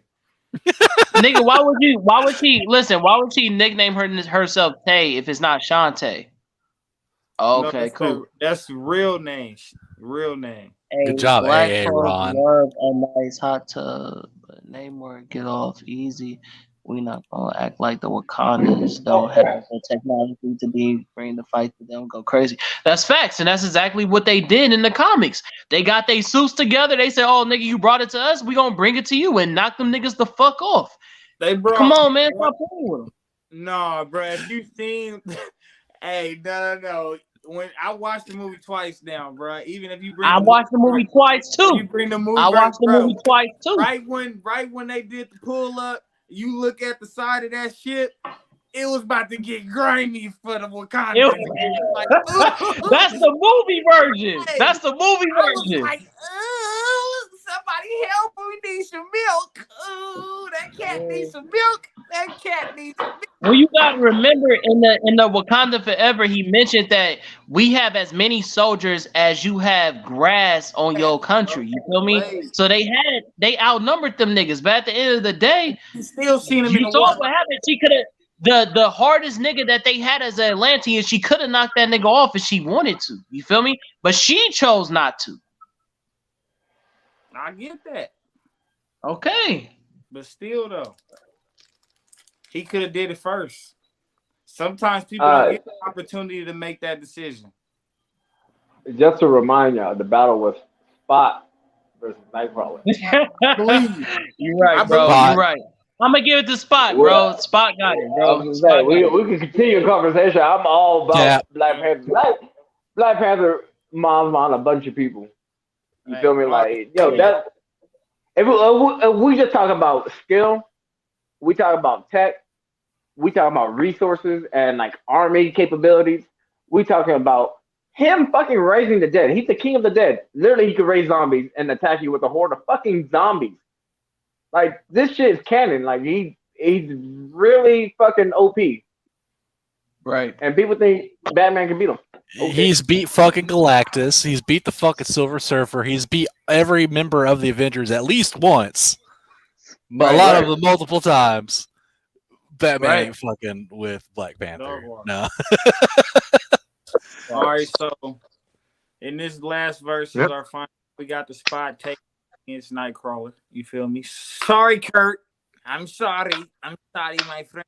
But you just experience doesn't get you far in this battle. You and Elastigirl could go take a chill pill. Talk it over.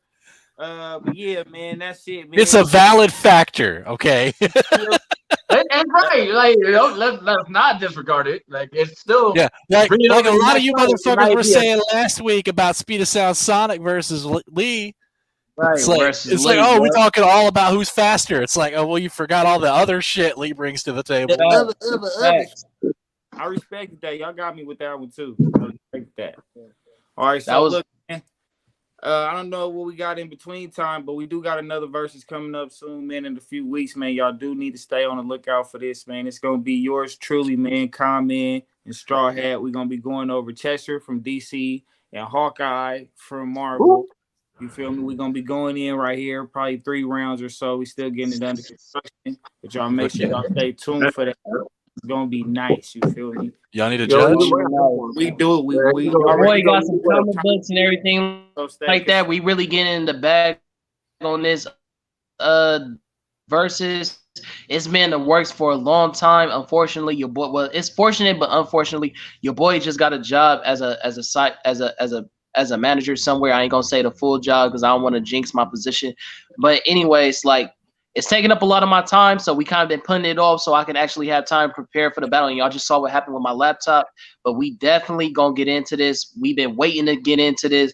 Jew called me out, which is very rare for people in the versus community because they know how I get down. So I'm definitely looking forward to it. Namor and flooded Wakanda and took over in the X-Men versus the Avengers.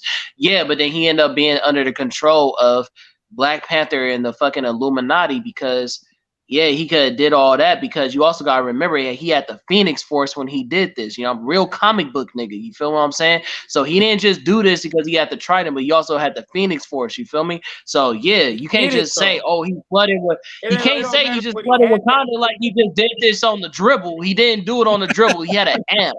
You feel what I'm saying? He had an amp. You feel me? Let's stop playing with the Wakandans. He did it though. That's the point. Yeah, did it with an amp though. What fucking Black Panther with Phoenix Force is a fucking monster too. But, you fucking saying I'm stronger than a fucking helicarrier if I have a bazooka? Like, a fucking helicarrier is still gonna fucking kill me. Yeah. Right. Hey, Jew, do me a favor. Play the video for the versus between Cheshire and Hawkeye. You can see it in videos.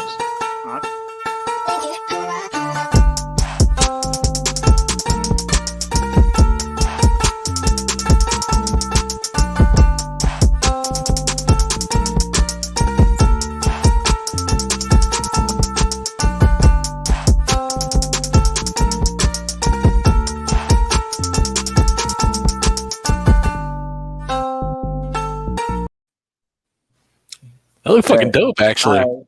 You got an intro like that for me and Queese's debate? Oh man, it's coming up, bro. It's coming up. I'm so sorry that it's been prolonged for so long, but I can't wait to show you that what we've been doing, bro. Like it should be next week. Like I said, if it wasn't for this job that I just got, your shit would have been done already. It was supposed to be done. Yeah, you already explained that all to me. You're good. You ain't gotta apologize. Yeah, I'm just busting your chops. So real quick before we get off of here. Who do y'all think gonna win between Cheshire and Hawkeye since that debate is coming up? Dry vote. Just off the assumption. Hawkeye. Off of Don't what judge us.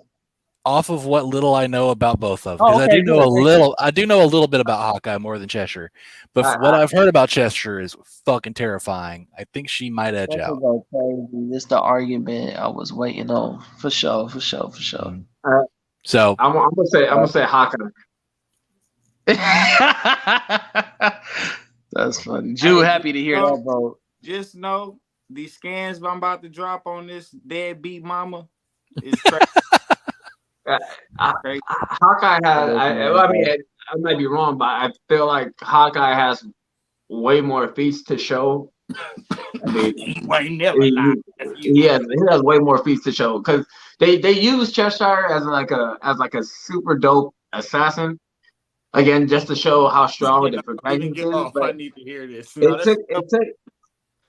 It took some people from Young Justice to take her down, and Hawkeye's on the Avengers. He deals with a lot more. Don't even do it. I already got us. So don't even do that. Okay. We ain't breaking it down. We're not trying to break it down. Just drive over. Her rogue ain't even fucking with Hawkeye. But you know, I feel. Just know I'm coming for the Colin got some answers to it, so we'll wait until next week. Just know, man. We can go into it. Yeah. You I know Colin got some answers. Like I said, like next week we're doing a Wakanda Forever cover. Maybe after that, then we'll do the versus. Black Panther, man, y'all welcome to come back, bro. If y'all seen Black Panther, man, too, you feel me? Y'all welcome to come back on, discuss how y'all feel about the scenes and give it a rating and everything. We'd love to have y'all if y'all seen it, you feel me? If y'all didn't see it, I don't want to spoil anything for y'all. Yep. Also, I think we might have a special guest for that. Jew, I'll go over that with you after the episode. I got you. Word.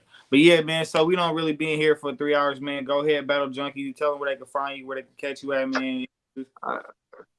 I mean, first and foremost, at my home at Instagram at Battle Junkies and at TikTok as well. So if you want to find some dope, unique battles from a different perspective, come check me out. Facts. Word, my boy Thomas. I don't really have any socials. Ladies in the chat, if you want to find me, you can find me on Tinder, Bumble, FetLife. Everyone else, I'm looking. I'm just on Universal Debates, just as a dude that hangs out and posts shit every now and then. So, yeah, that's where you'll find me. I want to give Thomas his flowers, man. Like, this man from the get-go has always been active. This man is active in the comments. He's active as an admin. He's active as making posts. The different side of nerdom that he's tapped into that I'm not tapped into, which is like the what kind of world would you call that? Were you talking about D&D and all that? Role playing, I guess, fantasy. Yeah, like role playing and all that stuff. Like he's really deep into that. Khan had worn from. Yeah, I'm not gonna let this whatever's under here because I mean you got a hat here under here. So it's winter right now. You feel me? We ain't doing that. We gotta stay warm. Anyways, Con worked really hard on his. Con worked really hard on his waves, but they're looking like the tide's going out. So, Thomas, I was just giving you flowers. That's how you doing me? That's crazy. You know I love you, man. It smell like boo boo. Yeah, Thomas. Yeah.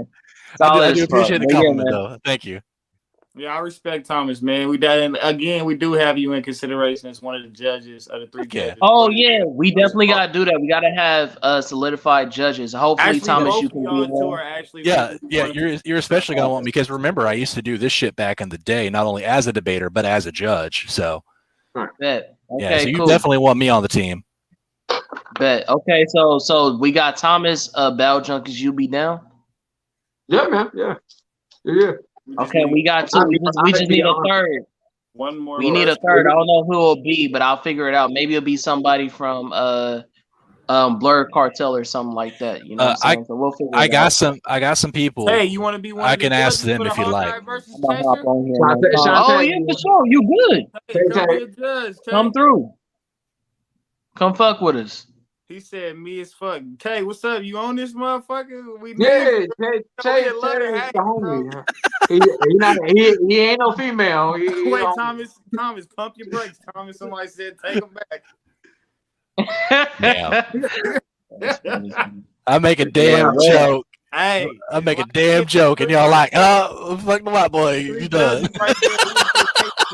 It was about 2, maybe 3 weeks at the most, bro. And we gonna have this debate in. Yeah. Fuck yeah. All right. And it's your boy to comment, KJN_man.510. That's the Bay. Catch me on Universal Debates. Catch me on What It Sound Like podcast, where you get your best reviews and interviews. The BLERD Cartel, we doing well. And catch us on the BLERD Proof Entertainment for TapN No CapN. You feel me? Where if you're BLERD, if you've seen it, then what's your opinion? You know what I'm saying? Jew, go ahead and sign out. Thank you for tuning in. You feel me? You know what it is, man. Strawhead Jufy, man. Just as you see it there, man. You can find me on Instagram. You feel me? You can find me right here every Friday night at 8 o'clock. TapN No CapN. I no longer have any Facebook, so you can't find me there, man. But some way, somehow, I'm gonna get some verses and stuff still on Universal Debates and stuff posted. You feel me? But yeah, man, check us out every Friday, 8 o'clock. No doubt, man. We here.